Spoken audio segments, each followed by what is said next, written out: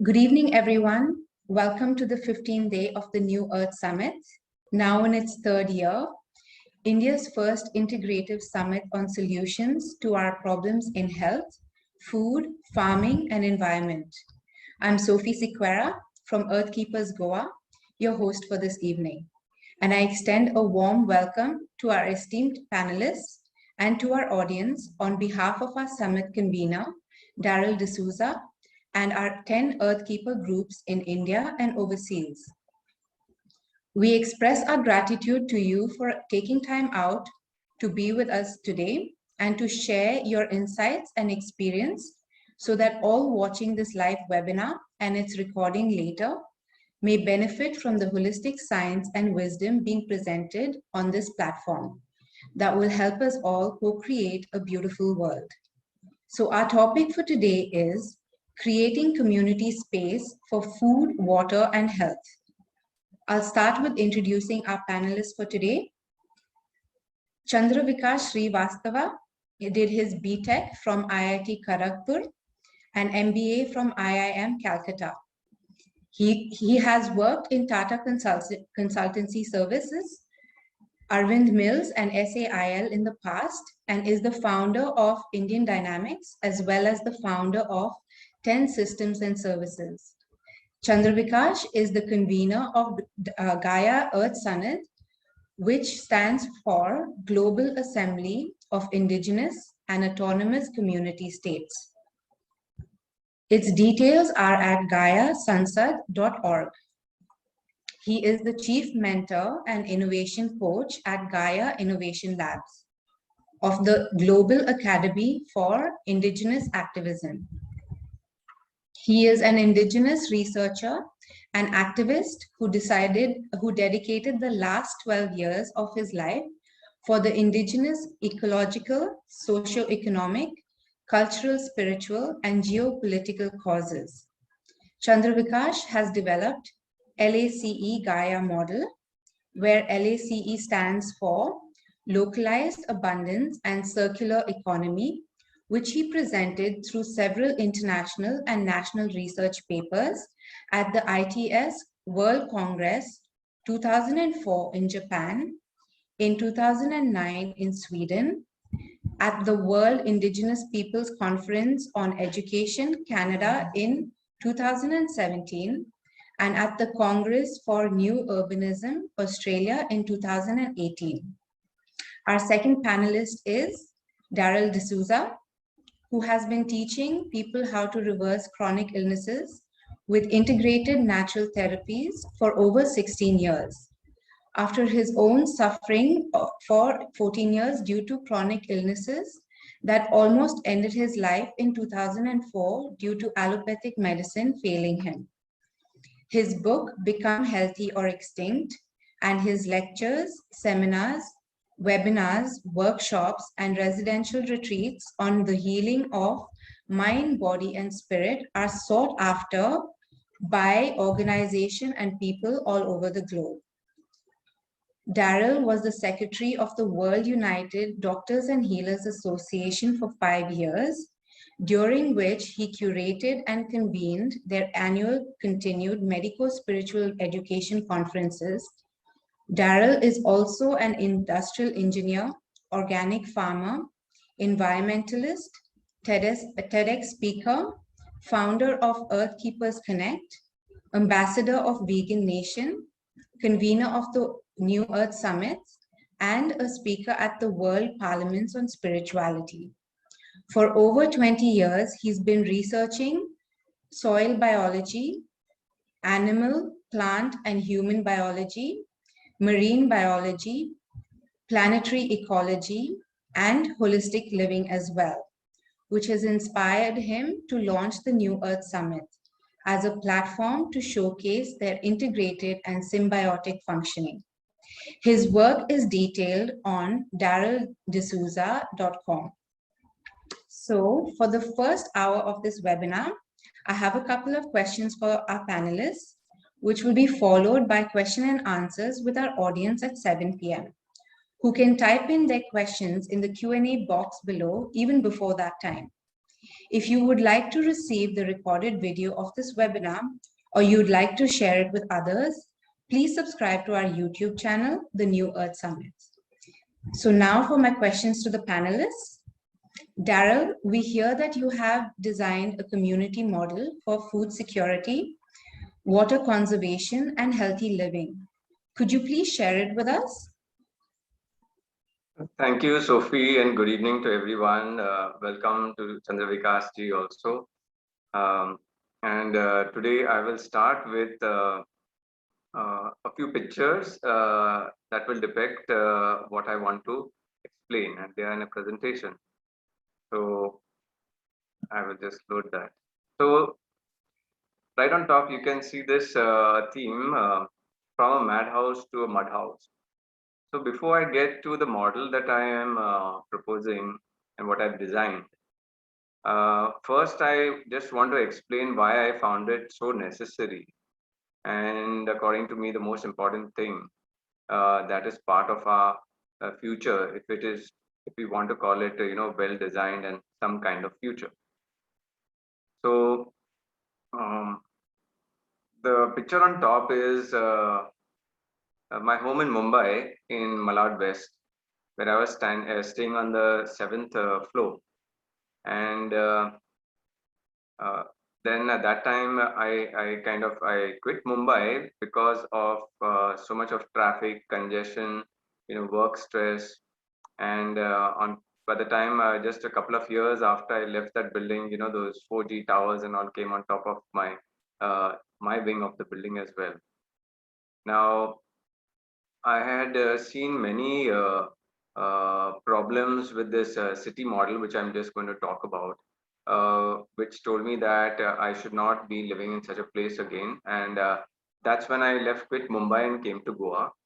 And on the bottom is my house in Goa, my ancestral home. On the left-hand side, that structure, the inner walls of that structure are almost 200 years old. And it's made of mud. It's only in 1980 that the right-hand side house, the main house, my father, he put cement on both sides of the wall to kind of strengthen it.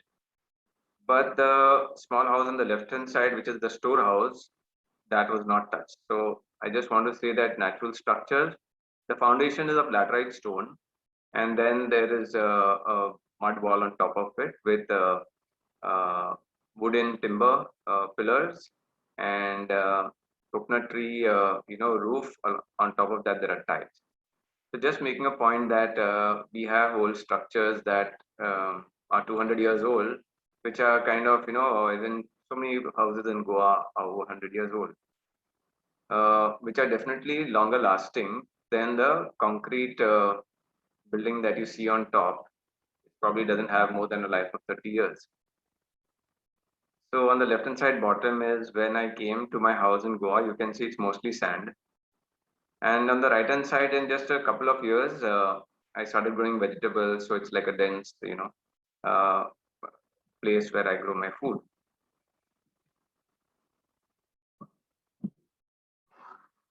So what we are hearing on the TV now is so much of news that we are just talking of the next 25 years.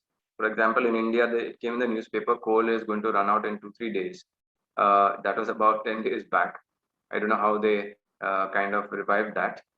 So we don't have enough of fuel, we don't have enough of coal. There is, so much of pollution, and there is so many health problems, and mainly the resources on the planet that are getting depleted. Not enough of crude oil, not enough of minerals, and we are talking of things that that we don't see a future of more than 50 years. That's why we're talking about renewable energy, and all these global summits are happening, which really don't give us even another 50 years added to this. So what I'm going to talk about is a very wonderful design that will support human life for, I'm saying, another 2,500 years. And for those who will ask, why not, whatever, why not 5,000, 10,000 years? So I will just share that this is a design for this period. And after 2,500 years, human psychology, human food systems, education systems, and even structural systems are going to change. So after this period, there will be some refinement. And those sciences, when they are presented after 2,500 years, they'll take us for the next 3,300. Um, in an Indian system of calendar, we say we have passed the Kali Yuga, and this 2,500 years ahead of us is called the Dwapara Yuga. And the next is 3,300 years, which is called Treta Yuga. And after that is Satyug, which is 4,400 years. So in some detailed calculation, it comes out to a 13,000 years of a ascending cycle and then 13,000 years of a descending cycle.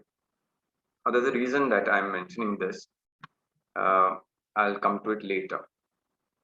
But this is what we think is the highest tech. This is a picture of Chicago. Here is where the world is right now. And you can see all of these concrete structures that have come up vertically, and they have only come up vertically. How much the amount of height they've come up vertically, it has only been possible because of the number of holes they have made vertically down into the earth. Because we have to understand that the amount of mass on this planet is constant, right? So if things are coming up on the surface, then you're having holes, you're digging holes for it. And that's the reason of so many earthquakes, because there are holes in the earth. So they are taking out oil or you're taking out minerals or whatever you're doing. So much of the terrain is shifting, cracking up, and we are having uh, climatic catastrophes. Now, in such a system also, there are a lot of problems. For example, um, a lot of health problems, because this is not a natural environment. You can just see concrete everywhere, probably a little bit of green patches here and there. I don't know where the oxygen supply to the city is coming from. Probably only from the horizon, which is the sea, and deeper into the sea, far beyond the coast, marine plankton are there which make oxygen. Most people don't know that marine plankton make 70% of the oxygen on this planet. It's not the Amazon forest and all of that. So the first aspect of health, if I want to talk here, people are indoors. They are cut out from the natural elements, the natural five elements. They do not get earthing, which is by walking bare feet, which also neutralizes free radicals in your body and stress and inflammation. So we are very far moved from natural life, which is causing a lot of health problems.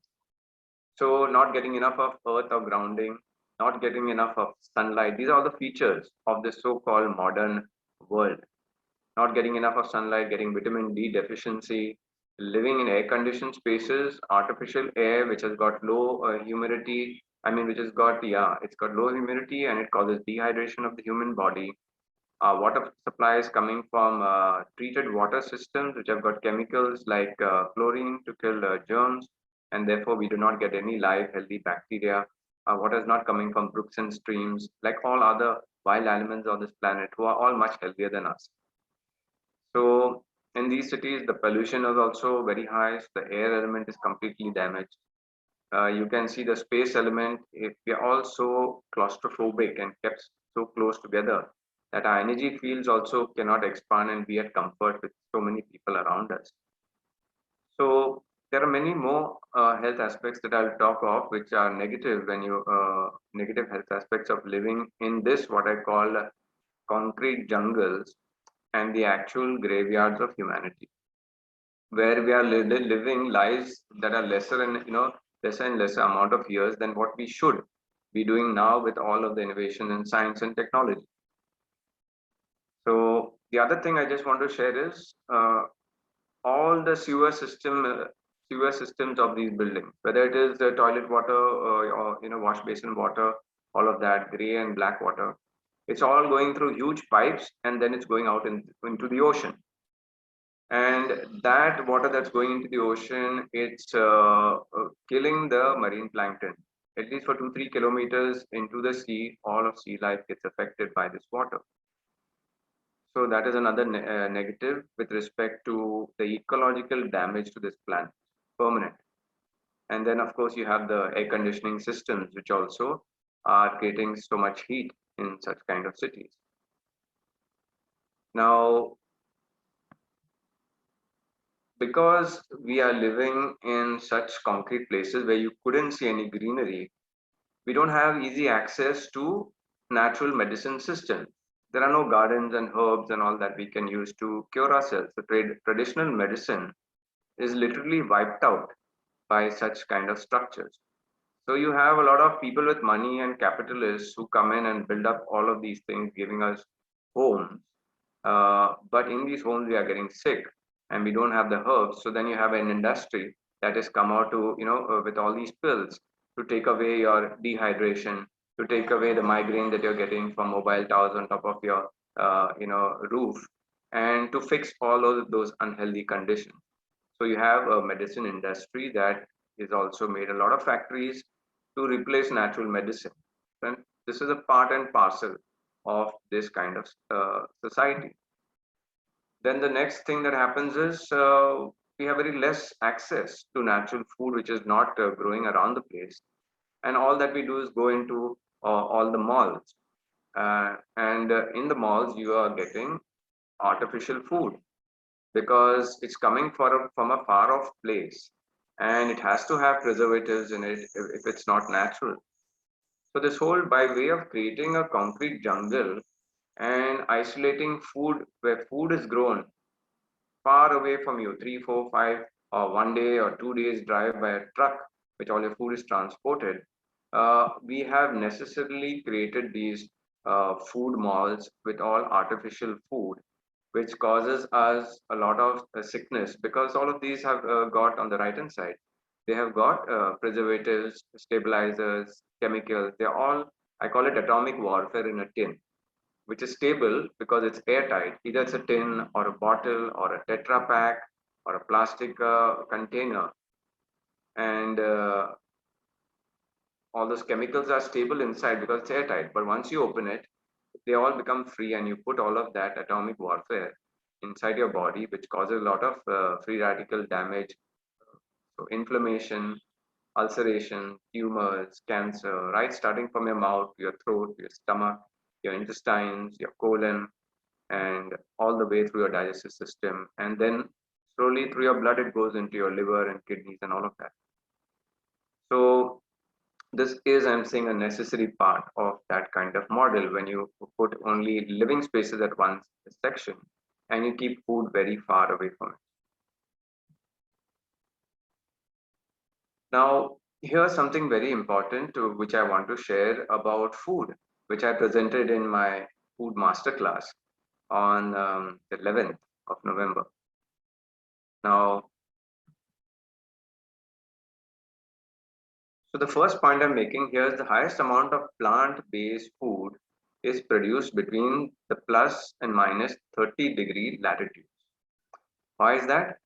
Because this amount of sun over there is high. And it's because the sun is high, you have more of plant growth. And when you say food, we have to very simply understand the basic science of it. All food on this planet is made by plants.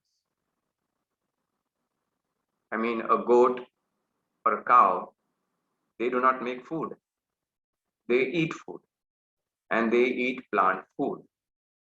Even if it's a fish in the sea, they are eating some plankton and certain things, and that those are the vegetarian fish. Then the non-vegetarian fish are eating the vegetarian fish. So it's a food chain. So what the plants do is they also work with the 5 elements of nature and from the roots, right? They take what I say is they take from Mother Earth, the earth element, the water element, and from Father Sky, which is the atmosphere, they take the sun element and they take the space element, and then in between the air element. We know that air is also a mixture of both Father Sky and Mother Earth particles. So it's plants that take all of this together and through photosynthesis, they make food. and then that food flows through our supply chain. Now, the second point, all people who are living beyond these 30 degrees in the cold countries, they find themselves to be majorly non-vegetarian. Why? Because plants are not growing there so much. They have plants growing there for 2 3 months. So the rest of the months, what are they going to eat? So food has to be stored.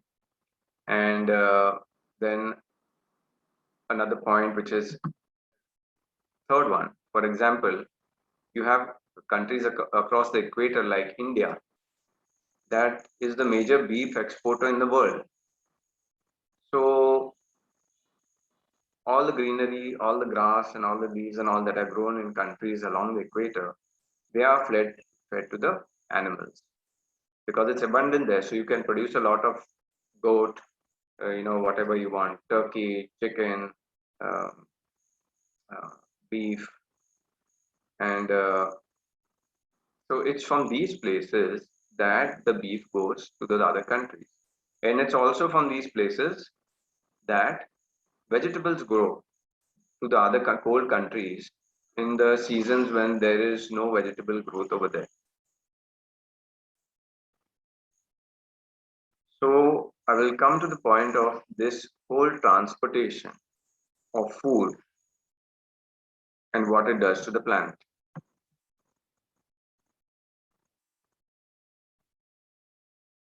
The point I'm making here is, yes, people in cold countries have been, non-vegetarian generation after generation, and they say it's in their genes and it's also in their microbiome. But yes, that is only a reality over time, because over time your microbiome got used to the little amount of vegetables that you eat and the more amount of meat that you eat uh, that is supplied through this food supply chain. So basically, people are their food habits are not actually originating from their genes or tradition, but their location. So their location, they put themselves in a place which has forced them to eat more meat. Now we all know that producing so much of meat across the planet requires so much of vegetation just to feed all of those animals. So that's why we have so much of vegetable production, most of it which is going for animals. Now I'm coming to the implications of all of just this. Now on the left hand side, the picture that I am showing is about this food transportation. Just for food transportation, because we are spread out all across the globe, all of these vehicles are moving every day. All of these containers are being shipped and all of that. So to make these vehicles also, we are mining the earth to make all the metals and the plastic that comes from crude oil and all of that. So we are taking out oil, we are taking out sand, we are taking out metal to make all these machines just to transport food. On the right hand side um, is a transport just due to work. And I will come a little later when I talk of the solution model. So people are traveling so much because they just cannot find work in a walking distance to where they live. So all the amount of transport for work also, and the amount of roads, the amount of vehicles, the material that go into making the vehicles, and all the petrol that is going and making holes in the earth, also coming from this model of having your workplace half an hour drive, 1 hour drive away from where you stay. So obviously, just if I talk about food and if I talk about work, and there are of course many other white goods that we will use in the house, but just if I talk of food and work, it's causing the depletion of trees on the planet, the natural oil. There are holes in the earth because of all the mining. There is sand being excavated from the seashores and this, the riverbeds, just because of these two things. And this is causing so much of damage, ecological damage to the planet. And besides that, all of these companies that make these food products and so many of our other goods that have become a necessity in the concrete jungle model. Of course, those all these manufacturing facilities are using up power. They are using up oil. They are blowing smoke in the air. They are putting effluents in the earth, and so the whole pollution model just continues. And that's where we are today. We have adopted such a destructive model that we don't see a future beyond 25 years. Now, this next picture, I want to make one comment. These guys have been on this planet, this kind of structures, indigenous people, small locations here and there across the planet. They have been living and managing since 10,000 years. And our industrialization over the last 200 years, we can't even manage 225 years. So I hope I've made it very clear that there are two different models, one which has already proved itself over 10,000 years, and one which we think is modern, which is not having a future of another 25 years. Now, in these village structures, you will see that life is complete. They have their food systems, they have their education systems, they have their water systems, their home systems, their arts, their culture, their innovation, their social life. Everything is complete.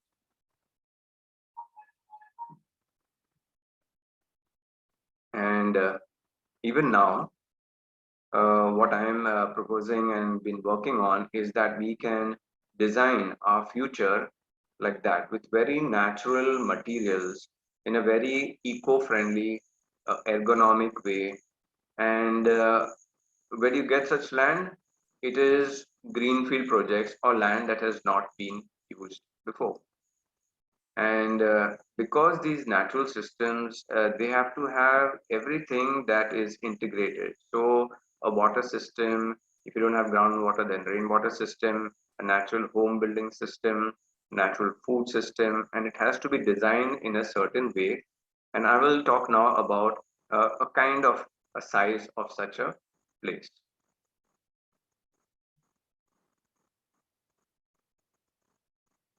So I just devised this, it's kind of a rough model, but I'm just taking you through some simple steps so you understand how I've arrived at it.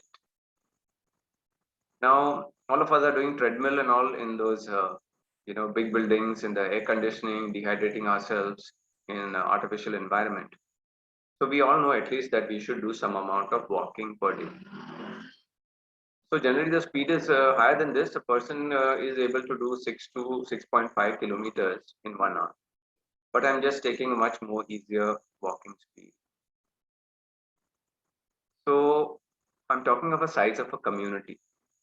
Okay, so if a person can walk 5 kilometers in 1 hour, this can be the length and the breadth of the village. So I'm saying 5 kilometers, just making it simple, a square. 5 kilometers by 5 kilometers. If you multiply it, it's 25 square kilometers. Now, this is a model where we don't need any vehicles. Okay, that means no minerals to be extracted to make all these machines, no petrol required, no plastic for your, and Rexine for your car fittings and all of that. So this takes nothing from the earth. And for people who want to go faster, yes, if you don't have time to walk that day, you just get on your cycle. And people who cannot cycle, whether they are old or they're, young kids, then yes, many people could be employed over there who have what we call an auto rickshaw, tricycles. If it's with gears, then it can pull 2-3 people, and you can make that distance within 15 minutes. So instead of spending 1 hour, you could say 45 minutes going to work or going shopping, and another 15 minutes coming back. And here's an advantage. It's most probably that you're not living at one corner of the village, maybe somewhere in between. Or even if you're living at one corner, 80% of your things on a daily basis may be available close to you. So this is a community with all aspects of living. Okay, so whether you're manufacturing food or you're manufacturing parts for natural homes, or you're manufacturing, certain machines that are necessary. Okay, in an eco-friendly community, there are very low number of machines that you actually need to make. So now just going into a little bit of maths, 25 square kilometers is 2 crore 50 lakh square meters, which is translating to 6,177 acres. Now here I'm talking of a very nice villa like what we have in Goa where I'm staying. Just like I'm taking a small nuclear family, 8 people. Let's say this is a home for 2 parents, 2 children, and 4 grandparents living in a 4 bedroom ground level villa only within a 500 square meters plot. So the built up area of this kind of 4 bedroom villa is just 200 square meters or 2200 square. And then you're left with 300 or 3300 square feet space around your house where you can have a garden, you have some space, your neighbors not so close to you that when they're having a fight that you hear them, okay, and if the TV is on or something you will not hear it, because human beings, we would like when we want to mix with community and go to a common kitchen and go to a theater, that's the time we want to be with crowd. But at some times we want to be with family, we want to be alone, we want to meditate, we want our own room. So this is a very nice holistic kind of space, 500 square meters. Now a little more of math. I'm just dividing that 500 square meters. If we apportion it to each person, because I'm going to do a calculation on how many people can live in this community. So it is just 63 square meters uh, per person of that 500 square meters. Okay. And then the next 437 square meters is a portion to each person for the portion of what contributes to them. They will also go to the park. They will also want food which has to be grown on land. So then there is a certain amount of water which will be then some common lake around the place, or certain amount of forest area which is the catchment area which picks up the water and then it comes in brooks and streams into the low lying area of your community. Obviously the whole farming area has to be designed in a certain way, and in the community probably there will be slopes somewhere. So with your rainwater harvesting and all that, you may have 3 4 ponds at the low lying area of your community. So then also education, marketplace, workspace. So I've just taken that each person requires about 500 square meters for a complete life with all, a functionality and all services. So now if you do the maths, 2 crore 50 lakh divided by 500 square meters, you can see that comfortably, holistically, aesthetically also, traditional, just ground floor living with good amount of trees around your place, good amount of oxygen, sunlight every day that you can have when you go in your front porch. This place can host about 50,000 people. And I call this as a self-sufficient village. Now, when discussing this sometime back with Chandra Vikash ji, he shared with me that in ancient India, there was a design which said that 6 kilometers by 5 kilometers was the Samran Gyan Shastra design. So I was so happy that just out of the blue, out of my own calculations, I came to something so close, which is there in ancient India, which is saying that there should be a self-sufficient community with their own organic market, with, all the trades and everything there. Now, yes, I was 10 years old in 1980 when I used to come here every summer vacation to my ancestral home. And that place, Anavado, that's a small place within this Kandolim village. And it's called Vada. Many places in India, places are called Wadis. And those Wadis have got certain amount of self-sufficiency. And I remember in 1980, There were no cars over here. They were just mud roads. And the only thing that we had was cycle. And with cycle, I mean, when we needed to go a little further, but in 15 minutes walking distance, 15 or 20 minutes, we had complete access to food, to education, to our spiritual services, to the church. We had, I mean, Goa had 2, 3 church options, and all other arts and culture, recreation, farming, and even little bit of forest area. So life was complete without even a scooter or a moped or a car. So what I'm saying is, I'm not talking of some new design that may not be possible. I'm talking of what has already been done. And it's only during the time of the Industrial Revolution, when we were all having our, self-sufficient spaces, that this brand of development came, which was called capitalism, and where people try to centralize goods and services and manufacturing hubs, and this place will do that and that place will do that. And that's where segregation and the breakup of organic living happened. And it's been 200 years now that we are suffering from that model. So that's where I'm coming to our topic. Now, this is not a diagram that I've made, I've just picked it up. And the design of what I'm saying is not this. Now, even this looks a bit congested, the home, but at least in this picture, you can see a education center, you can see a recreation center, you can see some home, you can see a lot of greenery, and where food probably is being created. You can see a water body there on the right hand side. And so what design I'm talking of is a very detailed, where there is a homing section, and not that all homes at one place. They will be spread out at certain places, but at least that unit of 500 square meters for home living will not be violated. And so in such a community, you can design for space because it's a green field. And that's what we're doing in this eco village project that I'm doing in Goa. We have found it's a smaller land. It's not 6,177 acres. It is 1,000 acres. But even within 1,000 acres, this complete self-sufficient system, organic, natural system, using all natural building materials, fresh food, where we're having in such a place, you have a daily community market, where fresh food produce comes to you and you eat it, and organic, and you're healthy. And in that case, you do not need any of these packaged or processed foods that not only damage your life, but they damage the entire planet because of all the resources they take for their own container construction, plus all the transportation systems, what I showed you earlier.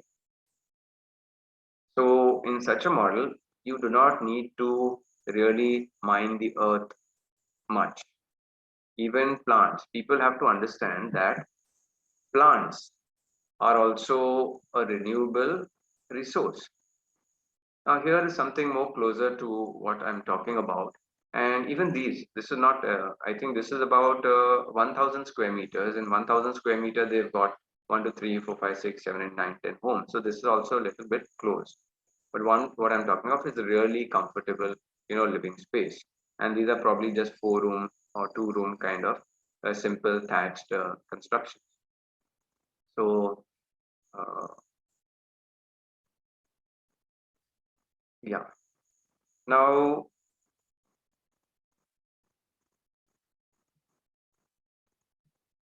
okay.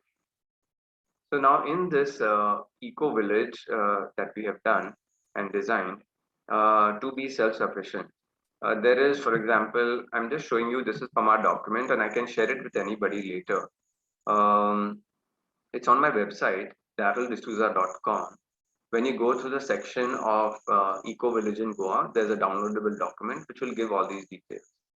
And you will read all of these things. It's a 6-page document, very simple, basic. And here we're talking of the mission and vision. What is the asset-based community development? So that means we use only natural things that are there around the vicinity. To out of wood, you can make hundreds of things, right? Out of plants, of course, you have your food.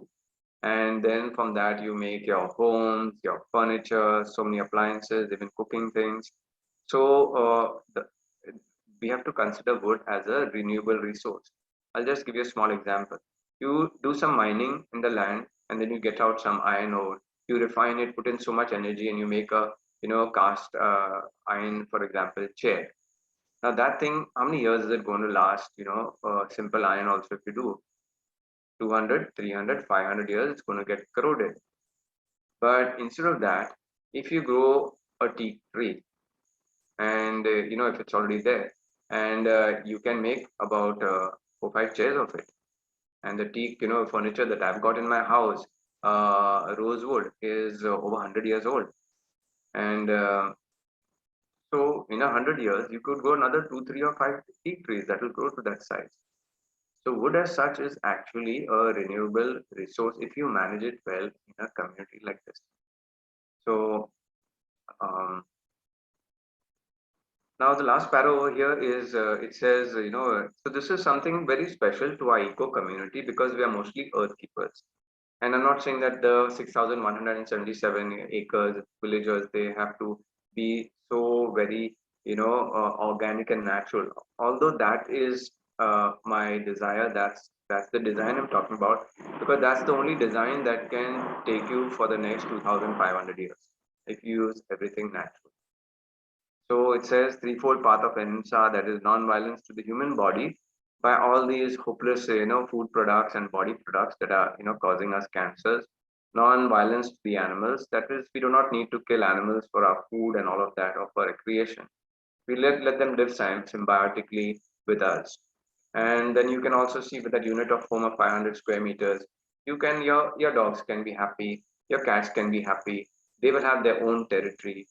Otherwise, not like the dogs that are around here, when the homes are close to each other, the dogs are fighting and eating each other up because they are territorial animals, right?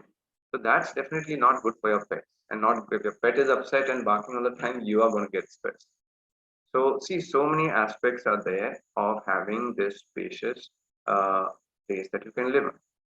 And then third is non-violence to Mother Earth. Now, the current concrete jungles that we are living in, every aspect of that life points towards violence to Mother Earth. And we have to wonder, how can we call ourselves evolved when this is what we are doing and we have damaged everything, which is not going to last, for another 25 years. So I will just end with another 2 slides, having taken enough time. And this community has got a lot of income models, and it's going to be a very kind of self-sufficient and prosperous community. I know people are trying to create communities and the only thing they think of making is food for themselves. But if you have all sciences, if you look at the webinars of the New Earth Summit on our website, the newearthsummit.com, of 2019, 2020, and now 2021, you will see so many avenues of natural living, natural earning that your community can be self-sufficient in. And life can be very, very complete.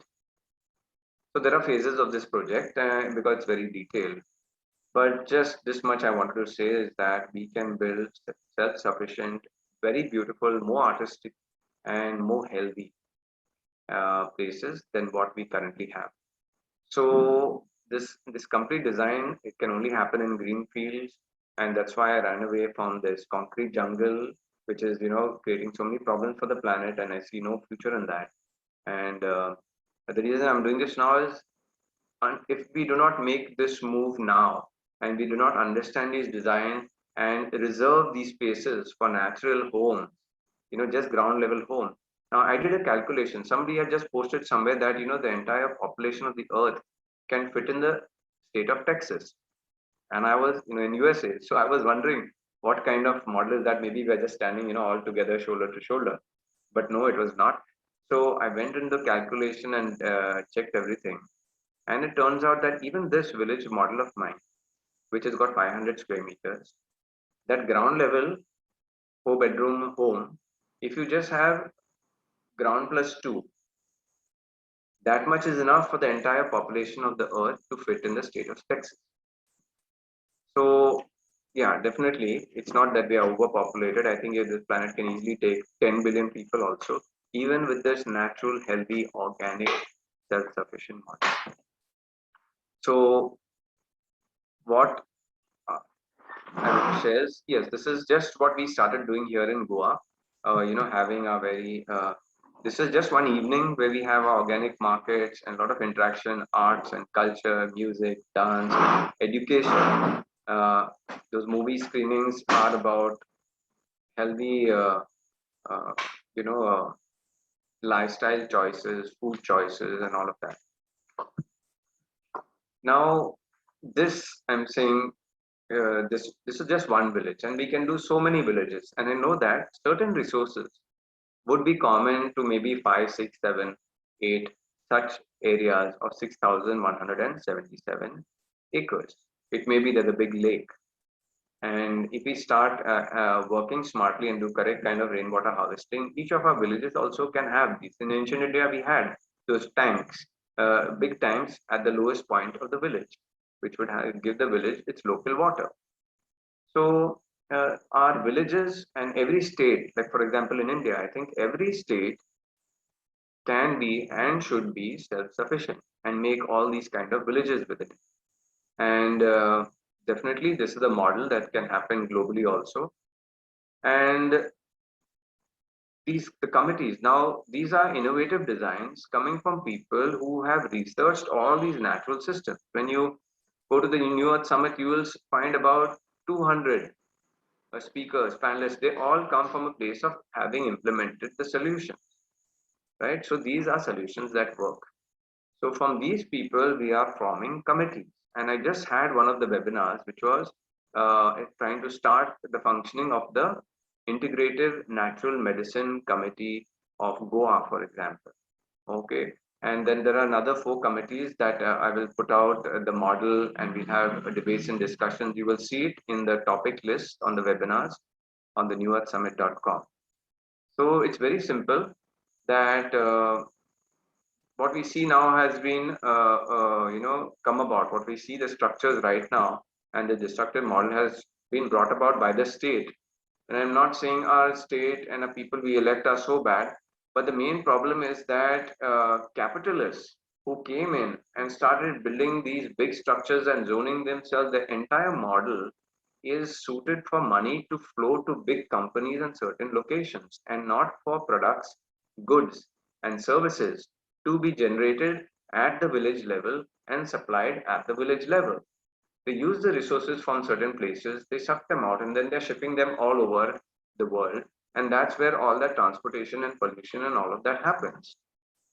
So it's a necessary part. What has happened right now? It's just mainly because of capitalists, controlling the whole system and decentralizing things. And so you can't expect the state who has been in all of this for so long to just break free to our new ideas. So we are the people who are the innovators. We have to form these committees because already the state has knows all these problems are there. People are having health problems. People are having food shortage problems. People are not getting employment. They already know, and they want some people to bail them out of this model. And this is where we have each state has to form committees, and there should be about 10, 12 committees. For example, the water management and conservation committee for places like Goa, the coast and fisheries and marine life committee, education committee, of course, because this is an entire new education system. We are rewiring the entire earth. So many wrong models of development have been taught in all these global universities, and our earth right now and the suffering that we're going through is a result of those wrong sciences being taught.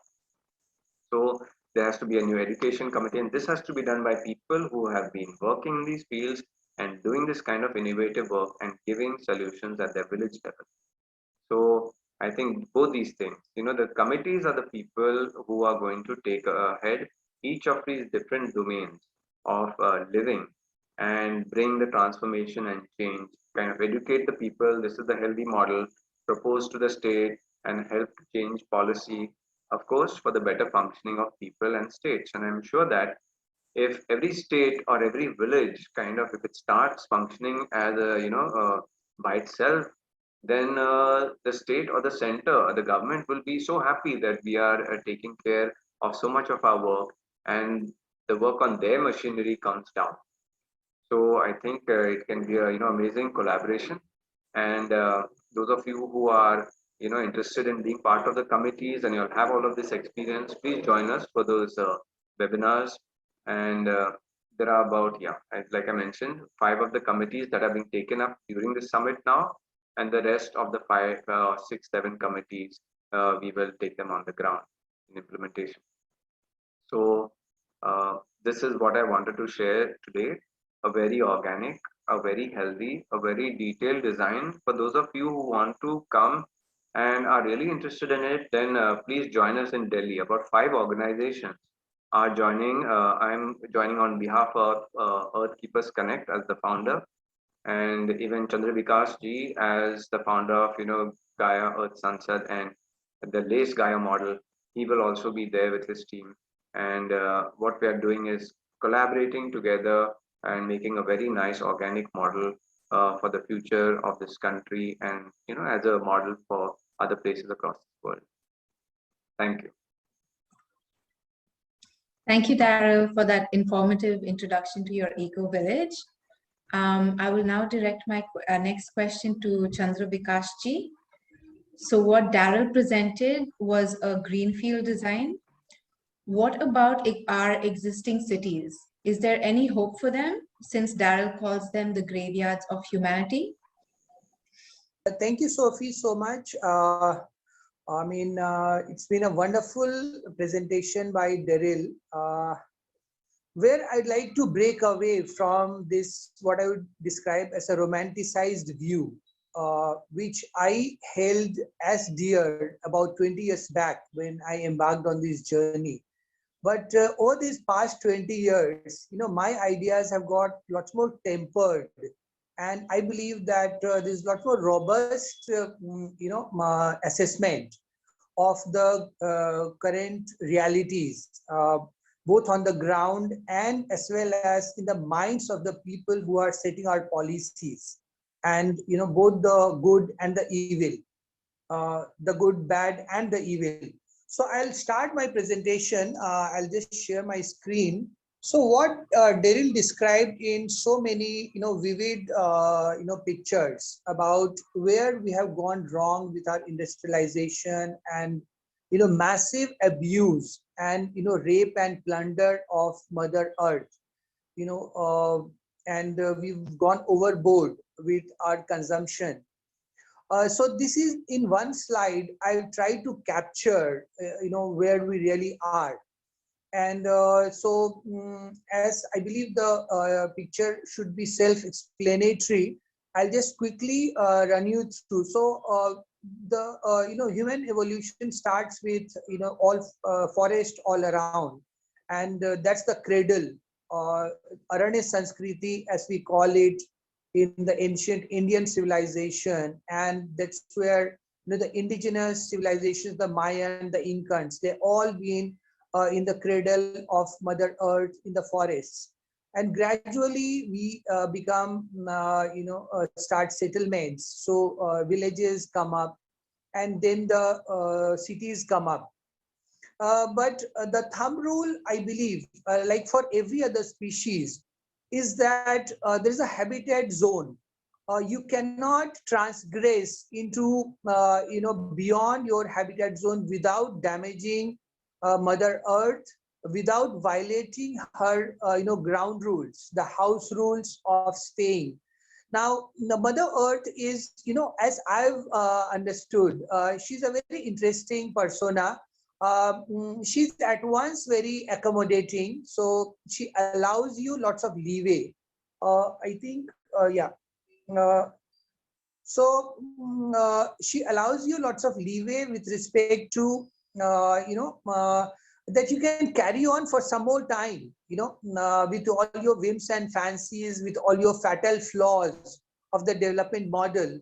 But at the same time, it's very unforgiving. If you have fatal flaws in your development model, which certainly the modern industrialization is fatally flawed.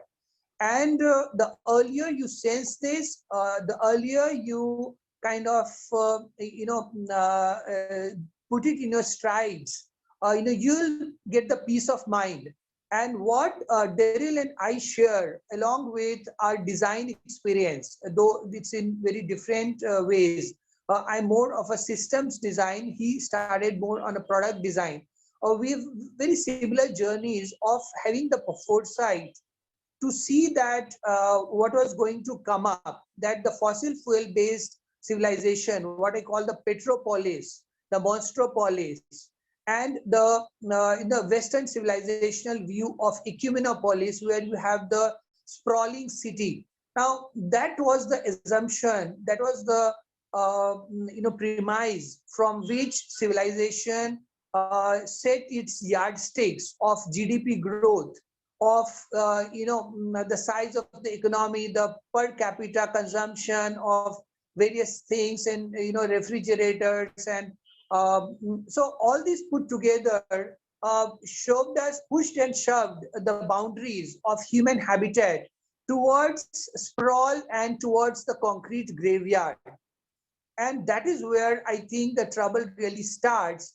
And where we are is at a point where the terrain toxicity has increased to such a level that what used to be the common cold, the influenza, which would strike us with seasonal changes, and the only change that has happened is because of the higher terrain toxicity.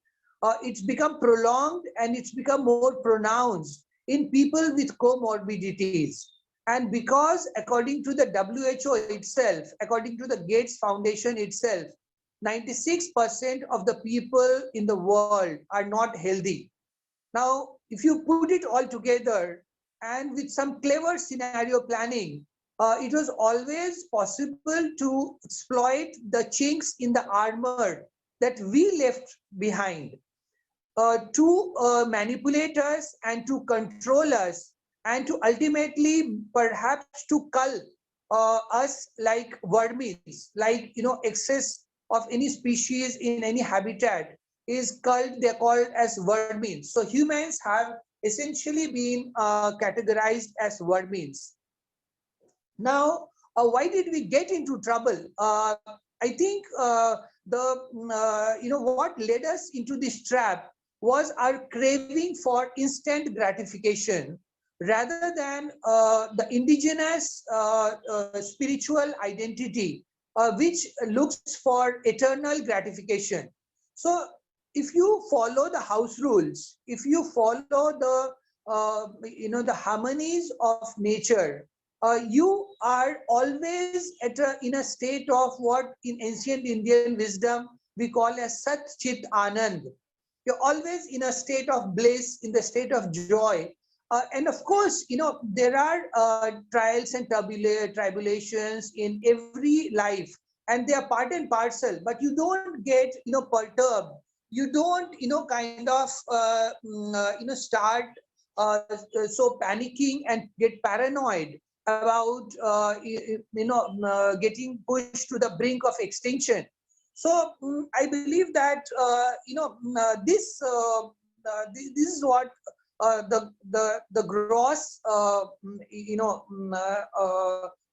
identity that we created, where we identified ourselves with our material wealth, with how we looked physically, with some whatever cosmetic, and we changed the yardsticks of being healthy, being blissful, and being truly beautiful. So with all that, kind of distortions, with all those,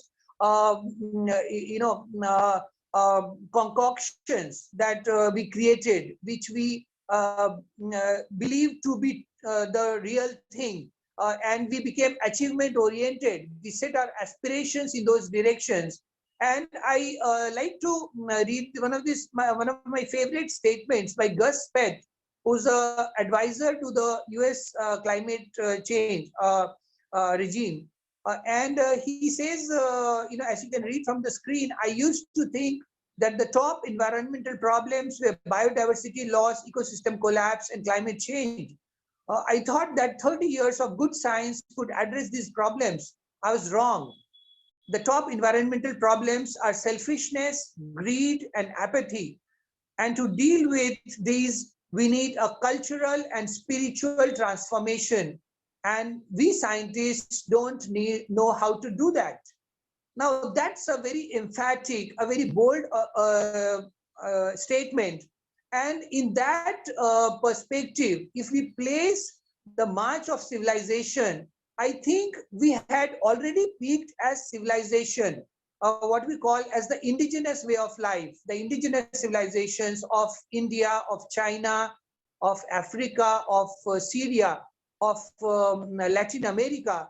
We'd already peaked before the European Renaissance came. And the biggest delusion that we harbor is that European Renaissance brought us to light.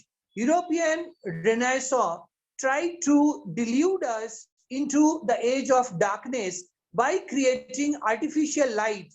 And as I have been sharing in the previous session also, an excellent book called Illuminations by Walter Benjamin. In one of the essays, he elucidates how, for example, the mechanical clock, created a disconnection of our sense of the universe, our sense of the cosmogenesis from our minds. Similarly, the printing press started publishing lots of gospel as truth because it was printed, so it was published. And later on, what has come to be known as peer-reviewed research is what is creating so much of misinformation and so much of delusion and hoaxes, which are cluttering our minds and creating smoke screens to prevent us from seeing the true picture of where we really are and where we should be heading towards. So in my journey of these past nearly 20 years, I've zoomed into understanding that it's essentially one of the wonderful inventions of mankind, the automobile, the motor car, which led us to much deeper trouble. So mechanical clock, printing press, mechanical reproduction, which created distortions between supply and demand. Lots more was beginning to be produced at cheaper costs, undermining the damage to the natural ecosystems as well as to the social fabric, the community harmony. And all those costs were dismissed as negative externalities. And we kept, pushing all the dirt, all the muck under the carpet. And we claimed to be, a spick and span and, claimed to be very progressive and becoming more advanced. We even juggled with lots of data to claim that we had more longevity. When the fact was that the drop in longevity or the drop in human health came due to the introduction of industrial revolution. So it started with lots of data manipulation and creating delusions. Now I'll just come to some of the very specific numbers based on research done by Ivan Illich to begin with, and followed up by André Gorz in the 1970s. Now, André Gorz wrote an excellent paper. It's called The Social Ideology of the Motor Car. Now, that's supposed to be one of the groundbreaking papers on how automobile alone has been, single-handedly responsible for the deterioration in quality of life and destruction of communities. He even made a statement, if the car is to prevail, there's still one solution: get rid of the cities. And this was further reinforced up till 2001, before the World Trade Center terrorist incident happens, where America simultaneously implodes bombs from the basement to create a smoke and fire of Islamophobia. And before that, William Clayford Jr., the chairman of Ford Motors at that time, made a statement that if you live in a city, you don't need to own a car. So coming back to Ivan Illich's research, so he brought out three numbers. The first question that he asked was that what was the average number of kilometers that a household, a car-owning household, commutes in a year. That number came out to be about 6,000 miles, which is about 9,000 kilometers. The next number, which is a more interesting one, is that what is the total number of hours that you spend on automobile, not just on commuting, but also in terms of if you purchase a vehicle, then you have to invest so many of working hours to pay for its cost. You have to pay for its insurance, for its upkeep, for its fuel, for its parking, for its maintenance. So all that put together came out to be about 1,500 hours. So like Darryl explained that, we are comfortable walking about 5 kilometers in an hour, but actually the average walking speed is 6.5 kilometers per hour. So even if we take the lower side of 6 kilometers per hour, then what he proved essentially was that the systemic speed of a society, in a society where there's automobile ownership saturation, is actually the same as in terms of when you have pre-automobility. So when you have a village where you are only walking, and if you further move to a situation where you look at cycling as a predominant mode, you get speeds of 12 to 15 kilometers per hour. So that's where, Steve Jobs, for example, made a statement saying that bicycle is the computer of the mind.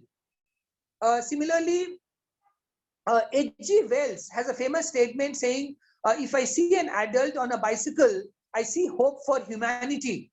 Now, somewhere, down the line, lots of poems, lots of, limericks were written as an ode to cycling. A cycling culture was raising, becoming a trend globally at the beginning of the 20th century. But unfortunately, that was the same time when fossil fuel was raising its ugly head, and by the machinations of Henry Ford and General Motors founders, automobile was made as the symbol of the modern, society, and it became such an integral part and parcel of the American dream. Movies like Streetcar Named Desire, that its darker sides, its ugly sides were somewhere, shoved aside, and we landed into lots of trouble. So I'll now, since we don't have much time, I'll just share a teaser of my presentation today, and perhaps in the following sessions in the New Earth Summit, I'll share at greater length, as well as taking more questions. So my schematic very clearly is that we entertained car culture, and that's the chink in the armor which the cabal, the Illuminati, or whatever you want to call them, the deep state, has been exploiting. And from car culture, because of the sedentary lifestyles, we were already getting into trouble. Most of us were anyway carrying lots of comorbidities. It was very easy to target us and declare a fake pandemic and bring us to what I call as COVID culture. It's almost become like a new culture today. And the next to COVID culture is human extinction. The story is over. That's end of the road.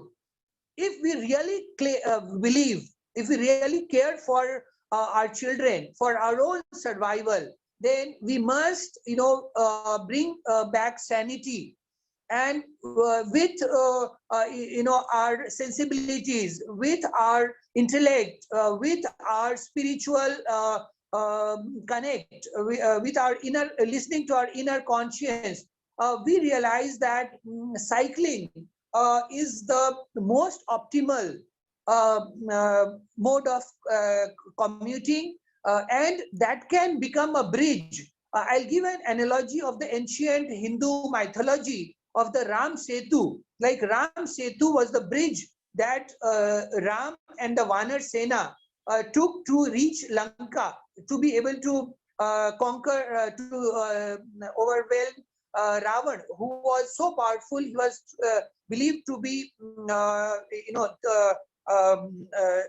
the god of three lokas, the heavens, and so this becomes like a bridge to safe harbor to bring us to regenerate and restore livable, equitable, and sustainable human habitats, from where the wonderful romanticized story that Darryl shares of his eco village in Goa can take over.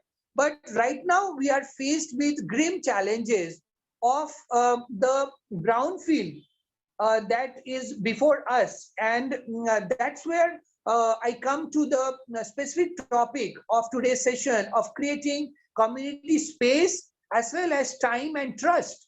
Very importantly, we have lost trust in the society, and when we lose trust, there's lots of dissipation of energy.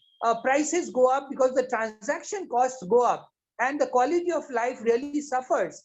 Similarly, by having sprawl, by having concrete graveyards, we believe that we have faster modes of commuting, but eventually we end up losing lots of time because things are so spread out, things are so sprawled. So how do we, so very quickly, I'll share, the numbers. Now, somewhere the number has got a little jumbled up. So it's basically 30 square meter per household. That's a single car owning household on an average, let's say. Some may have more than one, some may not have a car, or some may have a two-wheeler. So on an average, a household in an urban area occupies about 30 square meter. 10 square meter is the direct footprint of a motor car. But if you actually observe, there will be a parking space which will be apportioned at the workplace, at the marketplace. There will be paved surface to take the vehicle to the particular parking slot. So all that put together, a single car occupies about 30 square meters. Now, if you look at a community of a neighborhood of even 10,000 households, then it means 3 lakh square meters. So now if we apportion this 3 lakh square meters into 3 equal parts, the first part to make the entire neighborhood zero to landfill and create waste to wealth, waste to wonder. So 1 lakh square feet in small plots, every 100 meters from where the housing units are. You have composting yards where all the biodegradable kitchen waste and everything that can be composted goes there. Plus, you also collect the dry leaves, because for ideal composting, we need to maintain green is to brown ratio by weight of 1:1. So we collect all the dry leaves while our morning walk. So the international trend, which Greta Thunberg also popularized, of plugging, that while on your morning walk, can you simply pick up the plastic bits or the dry leaves and bring them and store them for rainy season or for season when you don't have dry leaves. So similarly, all the dry waste, plastic, paper, wood, metal, all get separate cottage units within the e-waste, for example, within the neighborhood area, because we have freed about 10,000 cars from the neighborhood. And how do we ensure the mobility? I'll come to in the further slides. Now imagine that without compromising with our need to commute and need to have good affordable accessibility and mobility, we are able to release 1 lakh square meter in every neighborhood of about 10,000 households. Similarly, we create space for water. So Darryl mentioned that we had these tanks at the low-lying area. Now every village traditionally had a thumb rule of they had a knowledge, innate knowledge of the gradient without using civil engineering equipments. That was so much ingrained in the elderly wisdom and passed on from generation to generation. So now imagine if we have freed up the neighborhood in the urban areas of motor cars. And as I'll explain in further slides, now the camber of the road is now, the slope is such that water collects in the side channels, which are now freed of any choking of plastic or muck or whatever, sewage. And they have a gradient by which they naturally collect into a low-lying reservoir, a tank, wells, as well as recharge the underground aquifers. So you create space for water. So even in places which are finding flooding, even with an inch of rainfall, this will also mitigate the water logging problem. This will mitigate the flooding problem like we witnessed in Chennai recently. So by doing this, by creating the side channels, now if you imagine a practical scenario, you have a motor car getting parked inside the house. So you create a ramp which essentially chokes or blocks the side channels, the storm water drains. Now that will be freed because you no longer want to bring the motor car inside the neighborhood. Similarly, another 1 lakh square meter is freed for food forests, for farming, on the also on the terrace, also livestock sheds, and cottage industries of other kinds, which are not just waste to wealth. So LACE model essentially stands for a localized, abundant, and circular economy. These are all buzzwords. This is in my research over last 2 decades, and as it has evolved, it's an amalgamation of 2 diverse approaches. One is the state-of-art thought process on what's called new urbanism and smart neighborhood approach. And also, I could strike parallels with traditional regional planning based on classical and cosmopolitan indigenous wisdom. So lots of this knowledge was kind of, shoved aside, or this was deliberately, obliterated from our collective memories, from our textbooks, from our, libraries, and from our research journals. So I have unearthed and brought out all those wisdom, and through that I would like to present to you the LACE model, which along with my collaboration with WORD, which is World Organization for Religion and Knowledge, founded by Sayyid Abdullah Tariq ji, with their extensive experience. What was a 4 vertical and 4 horizontal model is now a 4 vertical and 5 horizontal model, bringing in lots of experience and wisdom of our partner organization of Gaia, which is World Organization for Religion and Knowledge. So the first vertical stack is food abundance. Next is water abundance. Third is zero to landfill, waste to wealth. Fourth is people and ecology friendly housing. And the fifth is people and eco-friendly transportation. Then we have the 5 horizontals. One is a mixed, the hybrid. So communal, caste, creed, ethnic, and gender harmony. Holistic health, which we've been talking a lot about in the first 10 days of the New Earth Summit. Holistic education, which brings out lots of wisdom from the indigenous communities, the elderly wisdom, the folk wisdom, the classical wisdom, which in the wake of colonialization, in the wake of Renaissance, was kind of undermined as voodoo science, or simply because they needed to create markets, they needed to control indigenous societies, so they needed to do all that. So we need to bring back all that wisdom, all that knowledge, and create a holistic education system. Similarly, holistic energy is about how we directly connect with the cosmic energy, and we don't require much dependency on fossil fuels. So while COP26 talks about getting to net zero, it talks about looking beyond fossil fuel.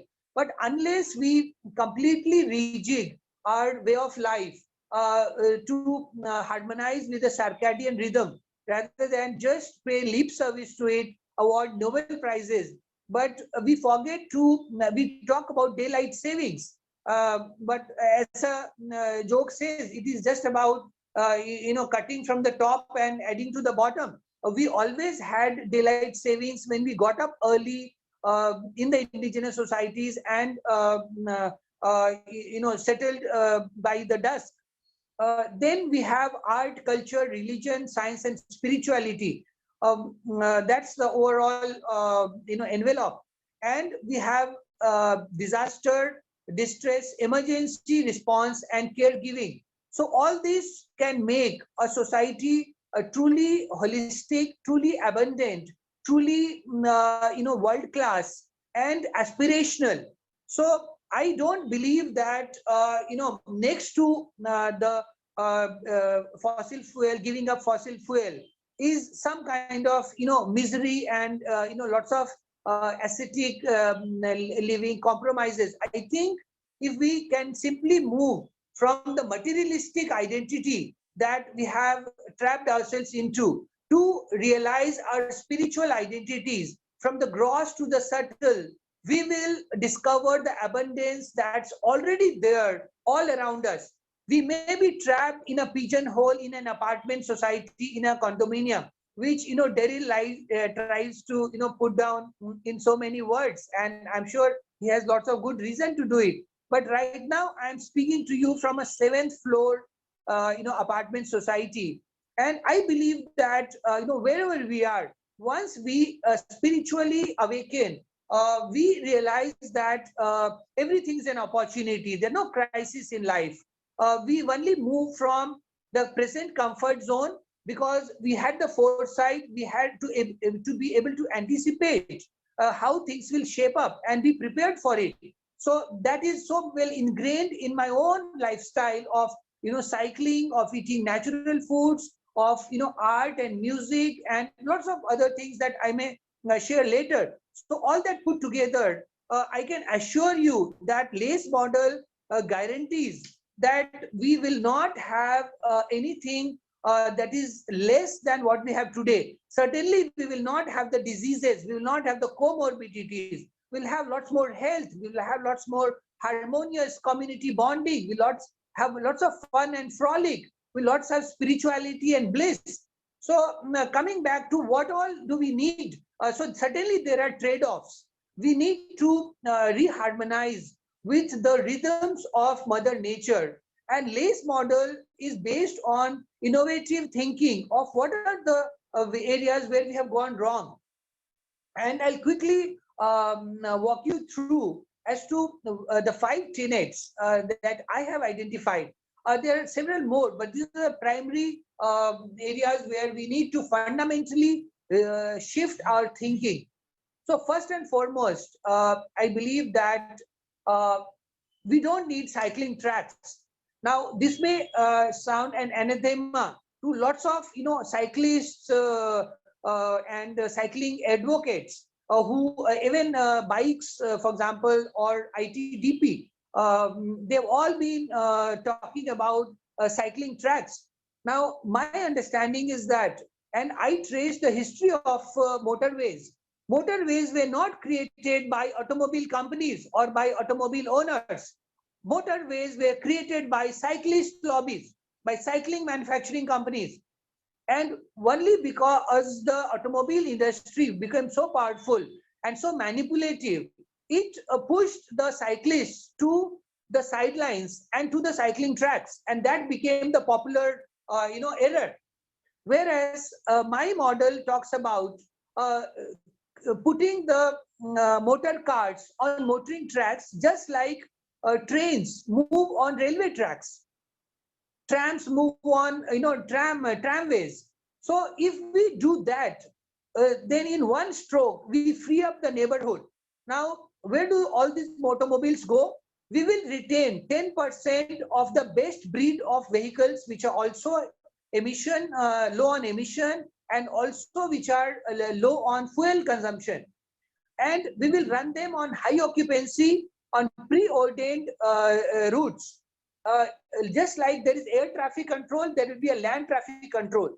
And there will be feeders which will be walking, which will be cycling, which will be rickshaws, and also some amount of ultra-light electric rickshaws, or like golf carts or neighborhood electric vehicles. But they'll be much better than the rickety ones that we see in India today. The next tenet, which I think Swachh Bharat Abhiyan, despite all the 1,000 crores of budget year upon year missed out upon, is that there should be zero water wastage. Water is more precious than money. Water is so much of water and not a single drop to drink. We are getting more precipitation. There is sea level rise. Water is there, but when it comes to potable water, when it comes to drinking quality water, that comes from the rivers, that comes from the underground wells, that comes from the rainwater primarily.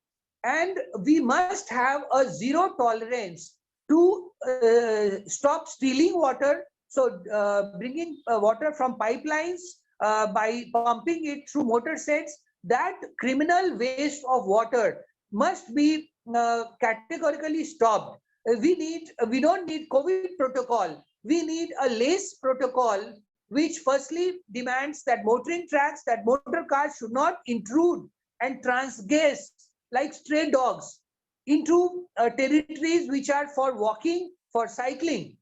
Next is that there must be space created for water. There should be no water pollution, no water contamination, either by the households, either by the industries. So there should be dry toilets, mandatory. You cannot flush 15-20 liters of water every day. 100 liters of water is flushed in every household every day. It's criminal waste of a most precious and a very critical resource.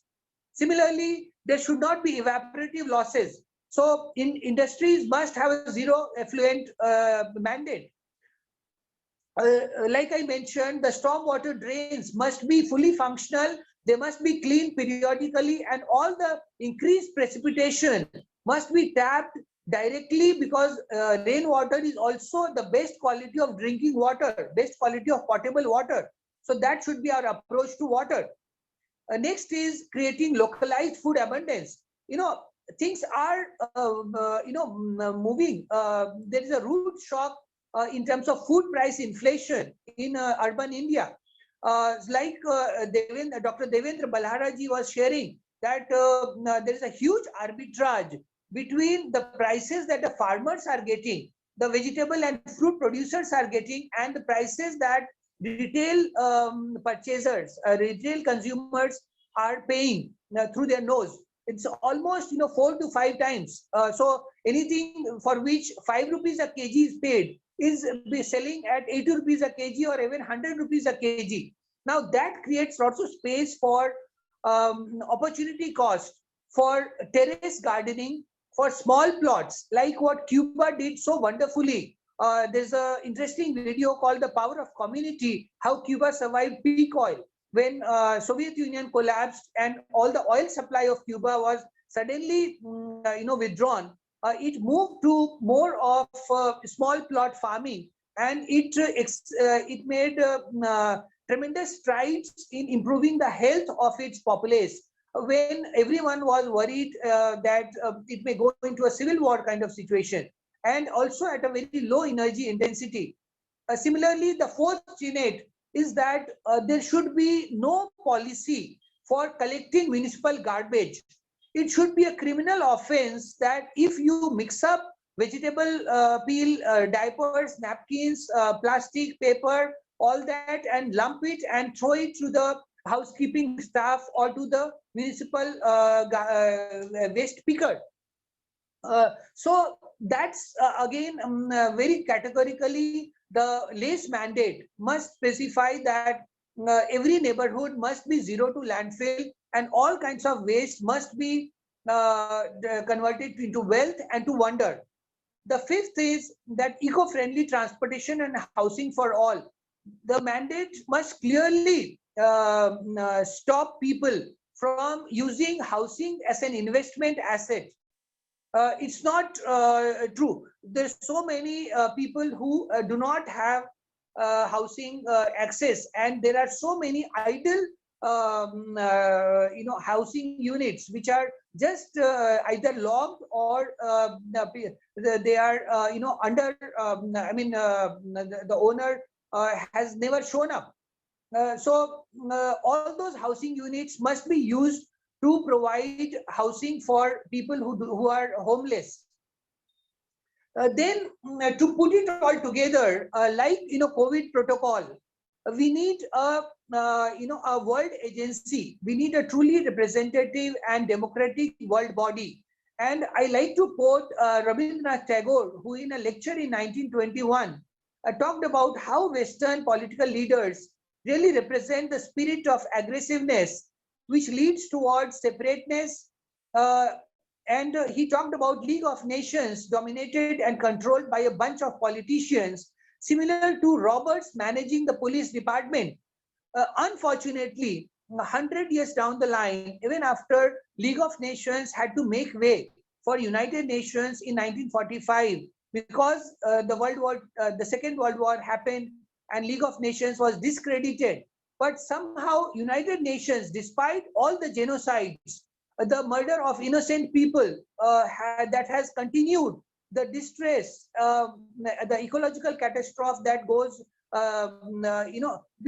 despite the screaming tweets of the Secretary General of United Nations, Antonio Guterres, which are going unheard by the sovereign bullies of the nation states.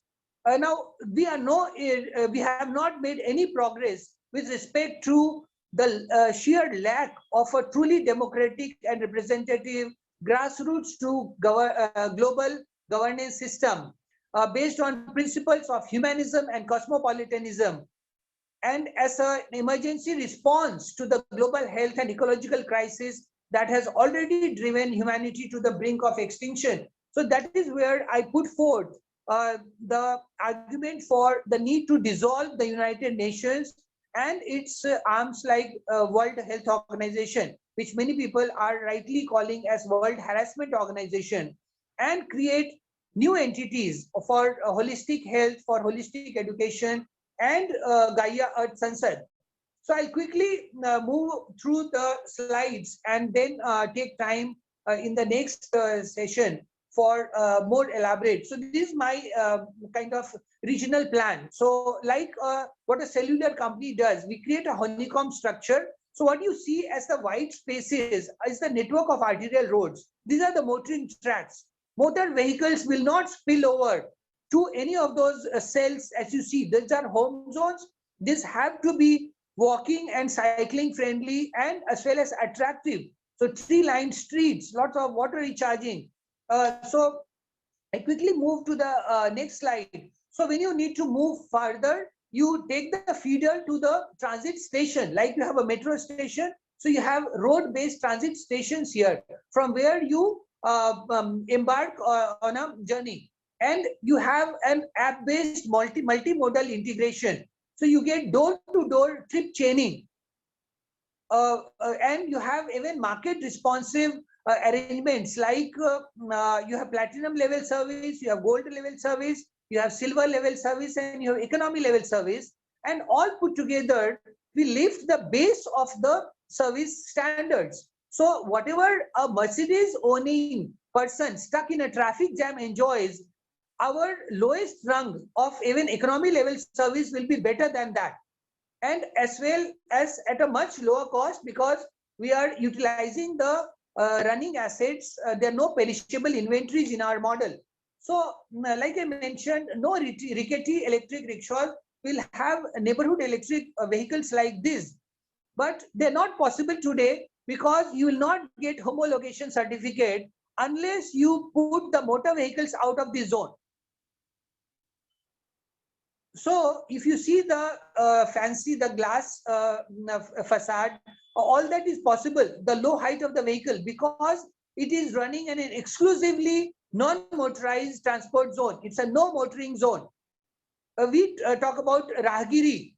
Delhi had a, the Rahgiri about this Sunday.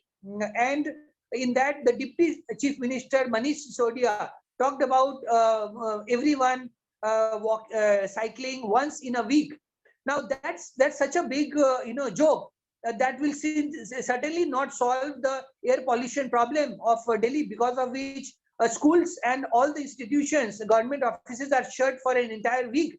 This complete lack of imagination, despite the fact that Manish Sisodia had been given through one of his MLAs this proposal 2 years back, but he's been sitting hatching eggs on it. Now my point is that now the root shocks that are coming are creating opportunities for us to make headways and create systems by which these are solar charged electric vehicles. You see lots of bicycle, lots of women will find comfortable cycling, lots of children will find it attractive, not just safe, to bicycle to school as we used to in our childhood. And like what Darryl was mentioning in his village, that the entire village was accessible on bicycle. There were mud roads. A bicycle doesn't need heavy tarmac roads also. So that also brings down the cost of infrastructure. We also don't need, see, I've just shown pictures of existing what are called foot over bridges. In my model, like I showed you in this picture, there will be these ramps, and I would like a good artistic rendering of ramps with a gradient by which you can actually move from right through the foot and cycling over bridge to move from one cell to another. So you essentially, without having the cycling tracks, you make the entire city cycling friendly, not just safe, but also attractive, because it also becomes your open gym. It also becomes your community meeting place. When you what Andre Gores observed, that when you pass by each other, you probably notice the motor car, the model of the car. But when you pass each other on a bicycle or on walking, you notice each other. You notice each other's health. You ask about how their well-being. So the whole scenario changes from the age of disease, the age of pandemic, the age of comorbidities, to the age of health, joy, harmony, and blissfulness. And like I share in this picture from Copenhagen, you can see lots of women cycling in and a dense parking space next to a subway station. Similarly, lots of basement spaces will be freed, which can be used for creating carpentry studios, for blacksmith studios. So lots of used clothing can be turned into lots of useful things. So nobody will go without house, nobody will go hungry, nobody will go without clothes. That should be our objective. So all the SDGs that they have talked about are plentifully covered in abundance in this model. If you have space requirement, if you have space constraint, then we can go vertical. But as I would further explain in subsequent presentation, it's very different when you park a fleet vehicle, because you don't need to fetch the particular vehicle, which is, if it's a private vehicle, in a case of a fleet, you can just fetch the vehicle that is at the bottom rung. Then we have roadside, kind of solar panel charging, So I'll quickly move. So lots of modern technology, computing and communication, location-based intelligence is used. Then I move to zero to landfill neighborhood. So Swachh Bharat Abhiyan had done a good job of categorizing various wastes and trying to collect them separately. But somewhere the Jumlebaji took over and we forgot to make the real changes. Similarly, I talk about a model. This is just one model. There are various other models which are also there available, where instead of water flush, we use clay and sand flush, and we use cartridges, so the whole thing is dry. There is a little bit of chimney by which you let out the odorous smell, and there is some washing area by which you create a deodorized plant bed, and then you have a urine diversion. So all this put together creates zero to storm water drain. You will not be polluting the storm water drains with sewage or downstream on the canals or the rivers or the sea, like in Mumbai. So neighborhood waste to wealth yards. This is how our neighborhoods will more look like. You'll have lots of cycling contraptions like the babysitting for carrying fruits, and all these can be used by the customer, by the users themselves. So you don't need to hire a vehicle all the time. This could similarly be created out of so much of scrap that's available. Even for carrying goods in the last mile, you could have vehicles which are just with pedal assist. There is some little electric motor when it is to climb an incline. So you'll have lots of pedestrian streets, lots of street food, lots of street music, and a far better quality of life than what most of us anywhere in the world are accessing today. Now I come to what Darryl also mentioned, the traditional approach to regional planning that I got from Professor Niranjan Mangla and from an ancient encyclopedia called the Samrangyan Shastra, which is a Vedic literature. So it has a model by which there is similar to Darryl's model of 5 by 5 kilometers. It's a 6 by 5, because in Vedic wisdom, you create a little off square sizes. So in this, similarly, you see that there is lots of forest area which provides all the abundance. So your food, your fuel, your energy, all that comes from the forest. Then you have the, in between, you have the agricultural land, which is about 300 acres. And then you have the built-up area, which is like this for a university campus. It's called Vidyagram. Now, if you just blow up, the built-up area is of 4 stories, not more than 4 stories, so no elevators or lifts are required. And it is better than the most posh and equipped gated community that you can think of, which is also equitable and sustainable without burdening the ecology. So if we follow this model, I can share the presentation so that you can zoom in and see. It has an open air theater, it has guest houses, it has auditorium, it has all kind of amenities that you'd imagine to be, and it can in this area house about 15,000 people. So now I just add up the numbers for the present truncated territory of India, as well as what was the pre-1947, the undivided India. And if we just do the numbers, which I'll quickly run you through, is that we have 3.3 million square kilometer of truncated India. Lots of, so if you put Pakistan and Bangladesh and other areas put together, what was the pre-1947 India? And even Afghanistan. So because when we talk about Bharat, that's the civilizational footprint. So if we create such human habitats, which are sustainable human habitats, with a carrying capacity on the lower side of even 10,000, in the current Indian undivided India, we can house 1.8 billion people with 100% biodegradability and also 100% water recharging. So all this put together, this is my last slide. So cycling is the bridge that gets us to this dream land, to the Satyug, to the golden era, that the 5-dimensional human awakening.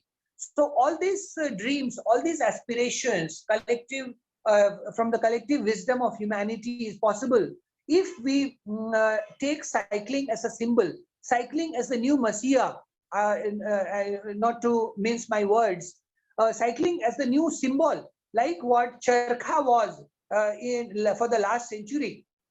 And all put together, we should sail through without much damage, without much collateral damage, if we can create the political will. See, one of the things I would like to highlight as I end my presentation is that, very often when I told people, bureaucrats and even common people, politicians, everyone said that there is lack of political will. But what the COVID pandemic and its lockdown and the protocol has shown is that there is no lack of political will. When you want to pursue an evil agenda, the lack of political will has been cramping us only because we didn't have a good agenda. And evil is the absence of good. If we understand, if we follow those 5 tenets that I began with, if we understand what Darryl, for example, shares so beautifully in the romanticized version, and what I share, what I would like to believe is a more realistic and a more robust version, and thousands of shades and colors that will emerge, because one of my golden statements is that diversity is the elixir of life.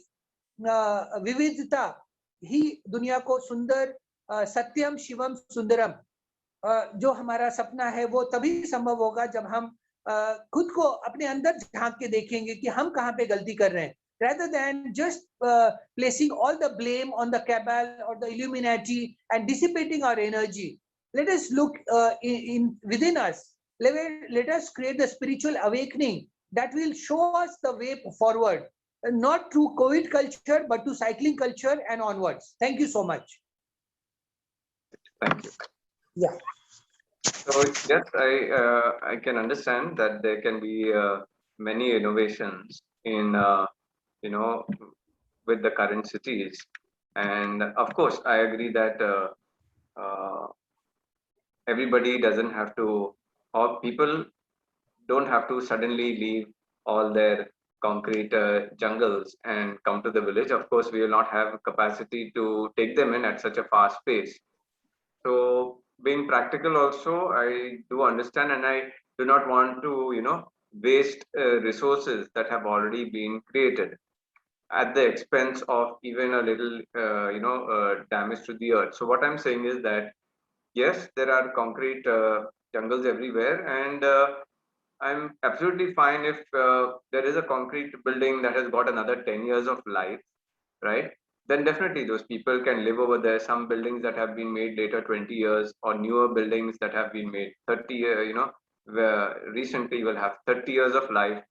So that's fine. People can live in those spaces, and whatever wonderful ideas you have of making the existing spaces more green, reducing the amount of traffic, and getting to cycles, definitely yes, that is something that needs to be done, because frankly, yes, every day counts, and whatever can be done there to reduce the amount of pollution and all of that, and to bring in more space to be made available there so that food can be grown and water can be conserved, definitely, I do agree with that. Now, um, I'll just share. So I think practically what's going to happen is that those people who want to come here, to a different life. So what I think is those people who already want to have understood and say that, yes, I would like choose to have a healthier life in the village if there is space to live in the village, and if I can get a good earning in the village. And I just want to share that at one point of time, after I left my high-paying, job in Mumbai as a supply chain consultant in complex manufacturing, and I was even up for CEO at that time. At the peak of my career, I left, and it just took me between 6 to 8 months to make the same kind of money in Goa. And after 2 years, I was making double the money, and after 3 years, I was making 3 times the money. So I'm saying that just for people to understand that when you if you decide to make the transition and come to a greener place, you have many avenues of earning if you are going with this green model. So all the things in the eco village, yeah, the education is about all those things. So there's a lot of education, holistic education. Then there are a lot of jobs because in all different areas. So there'll be jobs for teachers, there's music, arts, there's construction, there's health, whatever you have in society. So that's how the eco village will have a lot of jobs, a lot of local employment, a lot of, it will almost be like a barter system, but we will have our own local currency also. So I'm just saying that those people who think that they want better health, they could come slowly, step by step. Now, Goa, for example, has got 10 lakhs or 11 lakhs population. And I did some calculation. I could see that, it can really take 20 lakh people, another 10 lakhs. And that also with the only ground floor and nicely spaced, places. So there are many places which are not inhabited as yet, which actually just with a little infrastructure from the panchayat, from the municipality, from the government, it can be done. Now the reason is why was it not done in the first place? So I will just share this thing. It's a cycle that we all have to understand, and it's so very critical to understand in this model itself.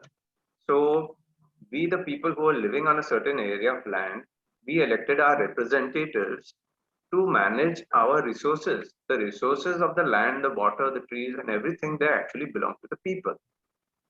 It don't belong to the government, neither to the elected representatives. So we elected these guys to go and manage the resources and run our system.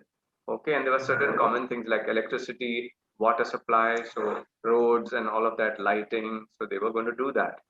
Now what happens is that when they went there over a period of time, capitalists again came over there and started because we at certain point of time we were making goods, products and services by the people for the people and being self-sufficient in our different wards or in our different villages.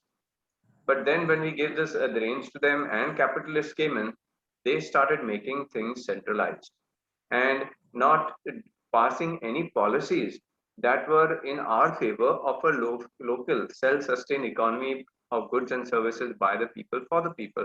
Because capitalists want to have organizations and money and big companies and goods and services controlled in a certain way. And we all know in India and of course across the globe that to do some business in the state, the capitalist has to pay these guys who are in the government to get their project approved. And then they get their project and they will create some big industry over here, making goods and services that will be pumped out of the state. Many times they'll bring people who are employed from out of the state, but they do take natural resources of this place. So a lot of disturbance is happening in the system, and to the extent that capitalists actually and hand in glove with the working government officials, they have allowed the local economy to collapse and not do any great work for it. So when it collapses, what happens? Then the state people get to say, see, there's no education, the education system here has collapsed, your food system has collapsed, your goods and services have collapsed. So now here we got this big Punjipati, this big capitalist who will come in and put in, 100 crores and make an electronic industry and do this and that. So hand in glove, it has been happening for, decades that these guys have come in and plundered all of the things over here and brought in all the, modern inventions that are, causing so much of damage and destruction. So what needs to be done now is that we the people only have to start correcting all of these policies. So that is the one reason I'm saying that no roads, no proper lighting and all was done for the rest of the land of Goa, which can take another 10 lakh people. So let's say if some people want to leave cities, they could come in slowly, and it's a gradual process. I'm not saying it's a sudden thing. It will happen over 2, 3, 4, 5 years. All these things will have to happen naturally, where people can come. So those people will move first. Definitely, the carrot is health. Everybody wants better health. So those people who say, okay, I could come to the village, I could do some business, make better money, and if I can have better health, then let me do it now. So that's fine, and I'm happy with that because those people who come, they will sell off their flat and they will come here. That means they will be driving lesser cars. and all, running lesser air conditioning. So for me, that's a good thing. Even and maybe those who cannot leave the city will be there for some time. So uh, the reason I'm Yeah. saying, this one important point is that why I'm talking about ground floor homes, because there's a very deep science into it. Since I've been working in integrative natural medicine and health for now 16 years, and bringing out a lot of pioneering work in it. Uh, so from those aspects, it shows that health is best served at with a ground floor level. And the other thing is that now structure, when you go ground plus one plus two, then you start needing concrete, all these chemicals from the earth. You start needing iron rods and other metallic things to build higher structures. So again, I'm not in favor of that, because that is again plundering the earth. And for me, that's not a model that will last for 2,500 years. So I'm perfectly fine with the existing structures that are there, whether they're like going to last 10, 20, 30 years. But I want to send the message right now to all those guys that, see, the next thing is, you should not be, if your 10-year building is going down for renovation, please don't buy into another one and give money to a builder to buy another, make another concrete structure, neither in your city. And please don't tell them to come and go and do that, because that is a destructive model.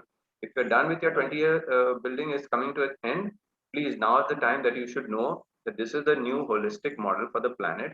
So please transition, whether to Goa or go to your ancestral place, anywhere. And if there isn't anything happening like this, get your 2, 3 friends together, go and make a picnic to the villagers, go and discuss all of these things that we're doing on the New Earth Summit, and you will get good ideas to make a holistic community, a healthy community that will take the least amount of non-renewable resources on the planet. Yeah, Darryl, here I'd like to add that what gives me lots of hope and lots of reason to celebrate is that the deeper the crisis, the closer it gets to a new dawn. Now, the way the Lace Gaia model is designed is that it also becomes an economic engine which will become bigger than the Googles and the Facebooks of the world all put together. So it creates a transition for everyone to get employed for the Gaia system, rather than seek employment in the other side of, which is the destructive side. So we start becoming part of the new renewal, the repair and the healing of our ecosystems, of our habitats, while enjoying a very good quality of life. So I've taken all those aspects in consideration in designing this end-to-end solution. And I'm just waiting. I mean, I think, it's just a matter of maybe another 1 or 2 months. So my projection is that by 5th of June 2022, Gaia Earth Sansad, along with a grassroots to global governance system and structure, should be formally launched. Now, I would like to, connect the dots between your romanticized story and what I like to believe as my realistic story.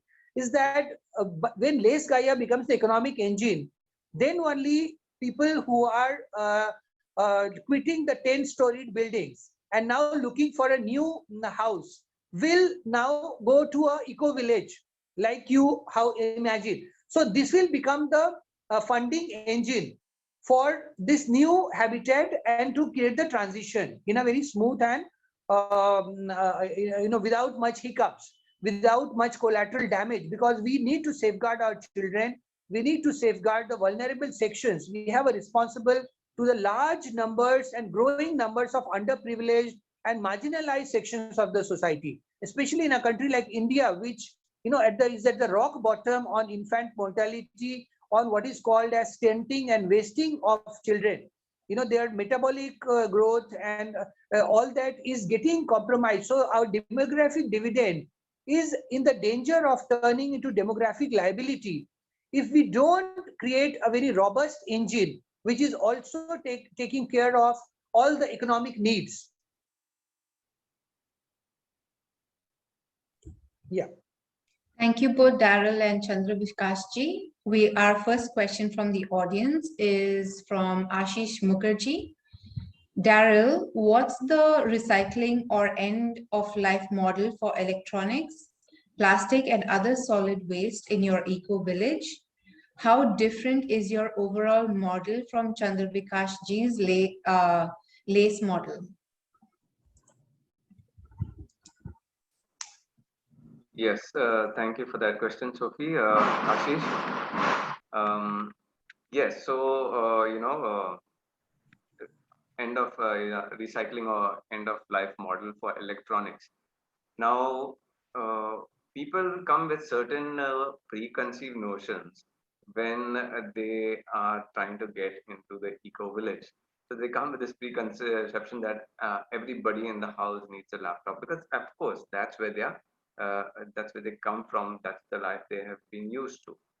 But we had some of these, meets of our core team here in Goa regarding this. And in one core team meet, I asked, tell me, the need for laptops. And people started explaining. And I just shared that our entire core team and people who are building this community, we are knowledge complete.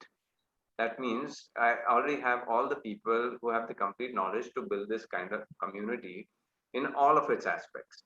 Okay, so that's what I mean by knowledge complete. So when we get in, we start doing our work, and the biggest place that you will learn and you will innovate is when doing the work on the land. As the land and the resources speak to you, then if you know the sciences, which you should have, because if you're that caliber that you're going to build a village, you're obviously an experienced person in that field, whichever it is, whether it's home building or it is, health. So once I explain that we do not need to Google on the internet for any knowledge of this or that to know how to do anything. A lot of it is here. And if ever we need, then we invite people from experts who have built such community. Just one, two, three people, they come to our village and they have a nice vacation and they also teach us. So I said I don't need computers to learn anything further to build this village. Then all of the other things, arts, culture, and so much of life is complete that we could not find any need for these computers. And the only one reason was yes. The last reason that stood, which I could not reply to, was the person said that I need the internet to do a video conference with my family in a different country. Now, how can I do that without internet and without laptop? So I said, okay, that is fine. So maybe in our education center, it's not, there is no need for every person to have a laptop. You can have a communication center where people come and use the resource as and when they want. Basically, if it's 50,000 people in this village, you don't need 50,000 laptops. You don't even need 25,000 laptops. Maybe in this you need 50 or 100 laptops. So the thing is minimizing, and that also for this small flimsy reason. So we look at many natural things first when we look at this community and how it functions. For example, we don't need washing machines, we don't need dishwashers, we don't need so much of vehicles over there. Of course, when you want to transport something and all, then now and then some vehicle will be required. That's fine, but it's not a kind of a daily requirement. Uh, so now one more aspect is that I'll just give you another thing which I have some experience in since the last 8 years. Um, all of human beings, the spectacles that our children and all are getting, it is coming from reading on fixed focus devices, which means that most of the time, and I'm doing that literally 10 hours of the day, there's only because I'm looking at my mobile or laptop or some screen, there's only lateral exercise of the eyes and the eyes muscles. The depth of vision, which happens normally in a village when you don't read so much of books and all, those are exercise, those muscles not getting worked out. So we get spectacles, and I've got special spectacles also to reverse all of that without lenses. And they're called the Power Vision Kit, and people across the country have used them. So just a simple thing like that, I'm just saying there is such a serious damage happening to one of the organs of the eyes because of the excess of this reading, writing, and all of that. So that's one thing I'm looking at the eco community to minimize through complete knowledge from generation to generation. like how it used to pass earlier. So we have elaborate, learning centers, and of course, we will need some speaker, mic system, and all of that. Those basic necessities we can have. But overall, the first design is to question everything that we have been using in our city model and give the alternative, which is better functional and more beautiful and more healthy. So I've seen that if it's designed well, even the amount of lighting. I, I knew that, 20 years back in Goa, I mean, we used to have power for like 2 hours or 3 hours a day. It didn't even matter whether there was power. So we designed our windows in that way so that the house could get light throughout the day. So at this very, eco village in Goa, we are working at very natural principles which minimize the amount of things that we need, which specifically take non-renewable resources from the earth, because that's the design for 2,500 years. Okay, so yeah, so that's the first approach, and then of course whatever's there, people bring in something, it will finish its a useful life. Then we will have to actually train and counsel people into how to bury that thing, get it over with, and have a replacement or a natural system. Yeah, because people come with all of this. I had so many devices when I was there. Now I have no devices. I've got wooden objects, and so, so yeah, so at the very, but the bottom line, right? We are taking care to see that the bottom line is that you will get everything that you had in life, whether it was entertainment, whether it was knowledge, whether it was, whatever goods and services, and that it will be done in a natural way, and you will be happier of what you're giving. So I guess if we satisfy all those things, people will be able to give up, many white goods, and then we will have lesser. Now the other reason I want to mention is also why I am, devise this model with the cycles and our rickshaws, which I'm saying we have already done before, because even the electrical car, it's got that battery, it's got that lead, it's got the solar panel. Those things have got certain number of years, and they're going to become junk in 20, 25 years. Then our next generation is going to curse us and say, why have you left all this crap for us? So much of it is non-recyclable. So I guess, yes, it will evolve to a place where the eco village in Goa is going to be done by thorough, full-blown earth keepers who are very, well ingrained into their system, and they look for the most natural and holistic life. And this other village, let's say 6,177, acres. Maybe we have a caliber of people, they are transitioning from their city life, still giving up things. Okay, maybe it will take 5, 10, 15 years. We are okay with that. But that's the signal I want to send out very clearly, that there is a complete natural life which is more beautiful, more healthy, more aesthetic, with a lot of space for creativity and community life and deeper experience with nature that awaits people, and that is through this very natural model of living, which does not, that's one of the main criteria, should not take from the earth any non-renewable resource. This is not a new science. Like I said earlier, the tribal communities or the indigenous communities, they have done it for 10,000 years. I think they were smarter. They were there. They are there. They will continue to remain there as a senior or wise teachers to us. It is how much of health. So the main carrot I would put to people right now is for better health. Okay, try and do that. So yeah, I guess the people who want that right now, they will make the shift. And Thank you, Darryl. Our next question is, the Eco Village document says investment is around 2 crores to become a member. Is there an option for a middle-class family to become part of the community? Any lesser investment models or homes? okay, I think this question came 3, 4 webinars back when I was talking of the indigenous thing, and I guess the person has not completed reading the document. I would request them to do that. It's only 6 pages, because it very clearly says that a person can come with no money into the community and also have a house and also get food and everything that a normal life needs. So that complete design is there. So we can now, why is 2 crores required? By those people. See, the community fund itself. And the lesser loan that we can take from our players, the lesser expenses and payback we have. So we're trying to see those people, because people are buying and selling homes all the time. Anybody who sells a home in a in a city is going to get 2 crores, and if they want to come to Goa, actually the prices in Goa for 500 square meters is just plain land in the decent areas that I live is 2.5 crores, okay, without a house. And then maybe you'll get it. So we said that let us give something little lesser than the market rate, with the 500 square meters, with the home, with everything built in it, which we thought is a better deal. So this is those people who will come first, who will fund the community, because that money we need to build all the things. And if we don't get people like this, then the community won't happen. And the rest of the people who want to stay free, they can wait for another 100 years, right? But definitely those people who want to intend to start creating this community, they are already coming forward. But it's very simple. You sell out from the city, you have the money to bring it here. So that's the top line.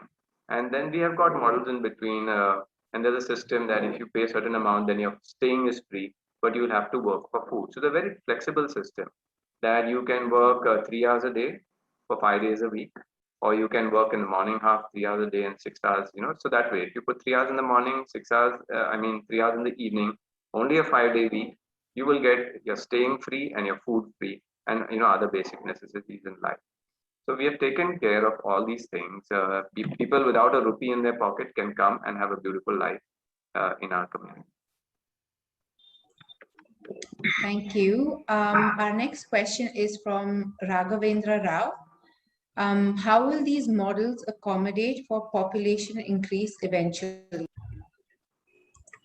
So I would just like to share one simple thing is that, like I gave this example of Goa, that it is 10 lakh, population, now it can go to 20, or some say it is 11, then it can go to 22.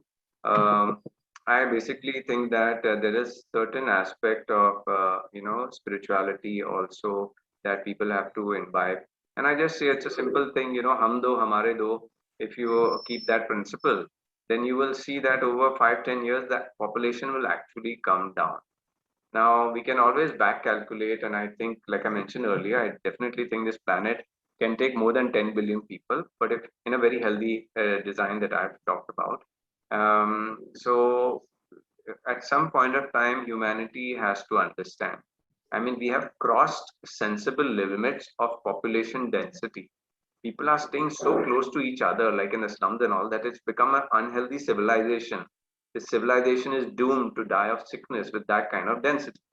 So we have to have some, a basic principle that, okay, this is the amount of land on the planet that we can convert to staying facilities in a nice way, and the rest we have to live. And then from that calculation, we can see what is the, capacity of the planet. I think it could be 20 billion also. But at some point of time, we have to, I think that's what these countries and nations who make all these collaborations, I think that's their work. I don't know what they're doing with, with our health, when we can manage all our health, and what they're trying to, give us vaccines for. They have taken a total different, kind of damaging agenda, whereas at the global level, this is what they should have done. Where all these global bodies come with such calculations of a healthy life, healthy structure, and this is the population of the planet. So, okay, you guys, please understand this certain limitation, and according to that, you regulate your population. But they are not doing that. So we have to do those calculations. And I think, yes, it will happen. All the people have to be explained this thing, and they have to understand it equally. And there are right now many biases which are mainly religious biases, and culture biases, and what you can say, tribe, or race biases. So only when that aspect of the spirituality comes, where it negates all these biases, then people can have a common principle and decide, okay, hum do, hamare do. Now, when we say hum do, hamare do also, with normal life, as you go on, accidents do happen. People do get sick and all. And just with that hum do, hamare do, the population will start coming down year after year. So I think it's a bigger thing. It's not that we have to design this planet or destroy it, because we have to accept the principle that everybody is allowed to have 10 children whenever they want, I think, there has to be some sanity if we call ourselves evolved people. Thank you, Darryl. Chandra Vikash ji, would you like to add anything to that as well? I have a little difference in my assessment. I believe that all the forces put together, everything is not in our control. So on their own, the population will veer towards more of a 4 billion mark by in another 30 years, that by middle of the century. And while I would like to take the romanticized view that the planet has capacity for 10 billion or 20 billion, I'd like to differ based on certain facts. For example, many countries are in what I would call not fit for human habitation zones.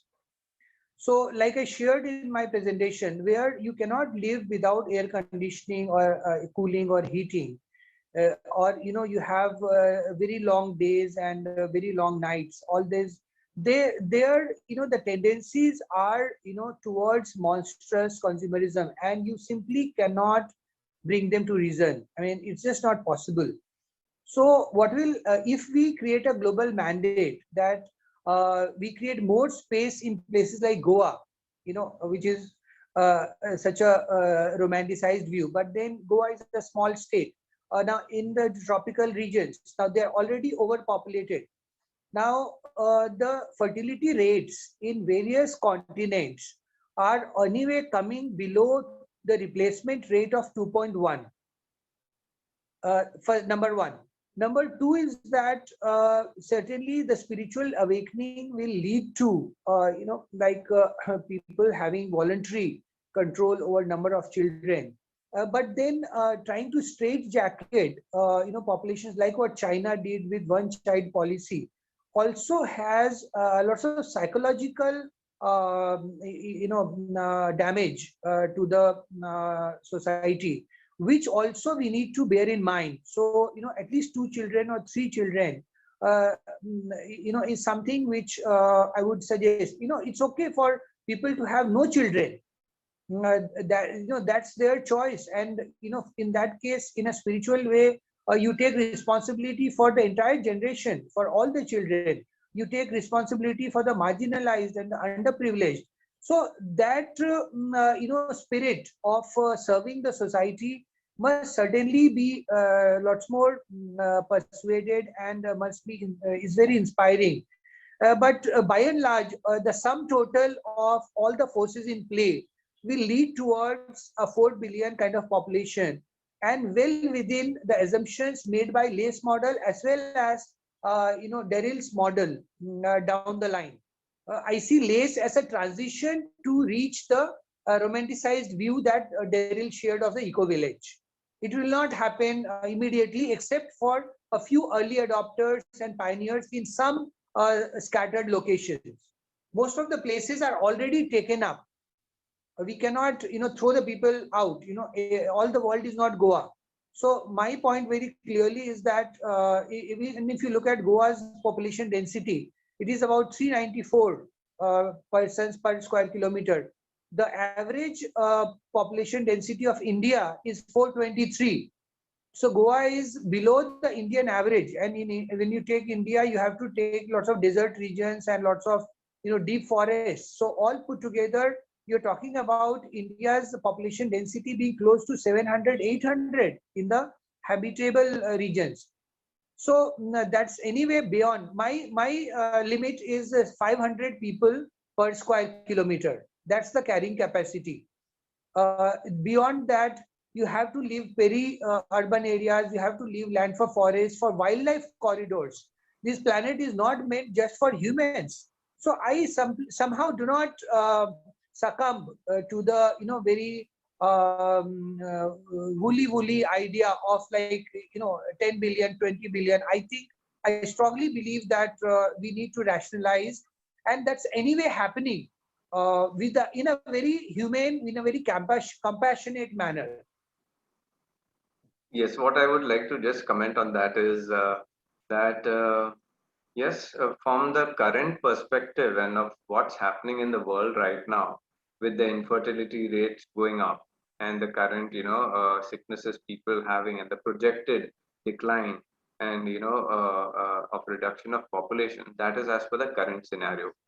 So what I want to mention is that we are, of course, working on a very natural, health system, and the whole world is now woken up to this entire allopathic system, which is called Rockefeller medicine, which has hijacked the health and created all the comorbid people on this planet today, who are the first people who are succumbing to this COVID symptoms, right? Everybody is woken up to that, and a new healthcare system is coming in place.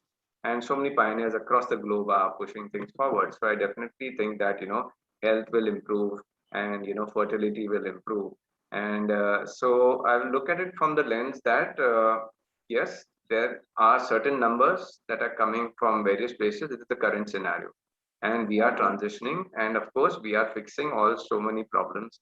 So yes, I think that, but I agree with what I had also presented earlier, that the 30 degrees latitude and between both the places. And I agree with Chandra, because some places are not actually habitable, and by making people live there with air conditionings and all, that is really costing the earth. So I have not yet done the recalculation if which specific latitudes and how much of, across the globe, how much of living space is there. But my some rough calculations kind of already told me that even 10 billion is possible. But yes, I would get some more data, some more info. I would Another get some more reality check. data and more info to kind of verify that. And I definitely see health improving. So because I'm doing that work itself, people who have not been able to get fertile and having different problems for 5-6 years, through my integrative natural medicine, they've conceived within 3 months. And that book is going out, the sciences are going out. I know that a lot of more people are going to get healthier, and conception will happen if people choose to. But in that scenario, yes, people have to have some simple principles. I think it's very ethical that if we are saying there's a load on the planet, then I think couples should understand that, okay, both of us are here and we have 2 children, and let's agree on that at the maximum side. And yes, it is also compensated by some couples who do not want to have children. That's a reality. Yeah. While I would like to agree, I agree that health and fertility will improve. But another reality check I like to bring in is that many societies are having more share of the elderly population. As health will improve, then certainly longevity will also improve. So I think a new trend will come where couples decide to take care of elderly home for caregiving. And around the world, I think India is one of the younger populations. So if you look at even China with its one-child policy over past several decades, it has lots of asymmetry. It has lots of population imbalance. So and that is where the economic opportunities would also be there for countries like India if we just put our heads on the shoulders and think evenly, and also think very politically.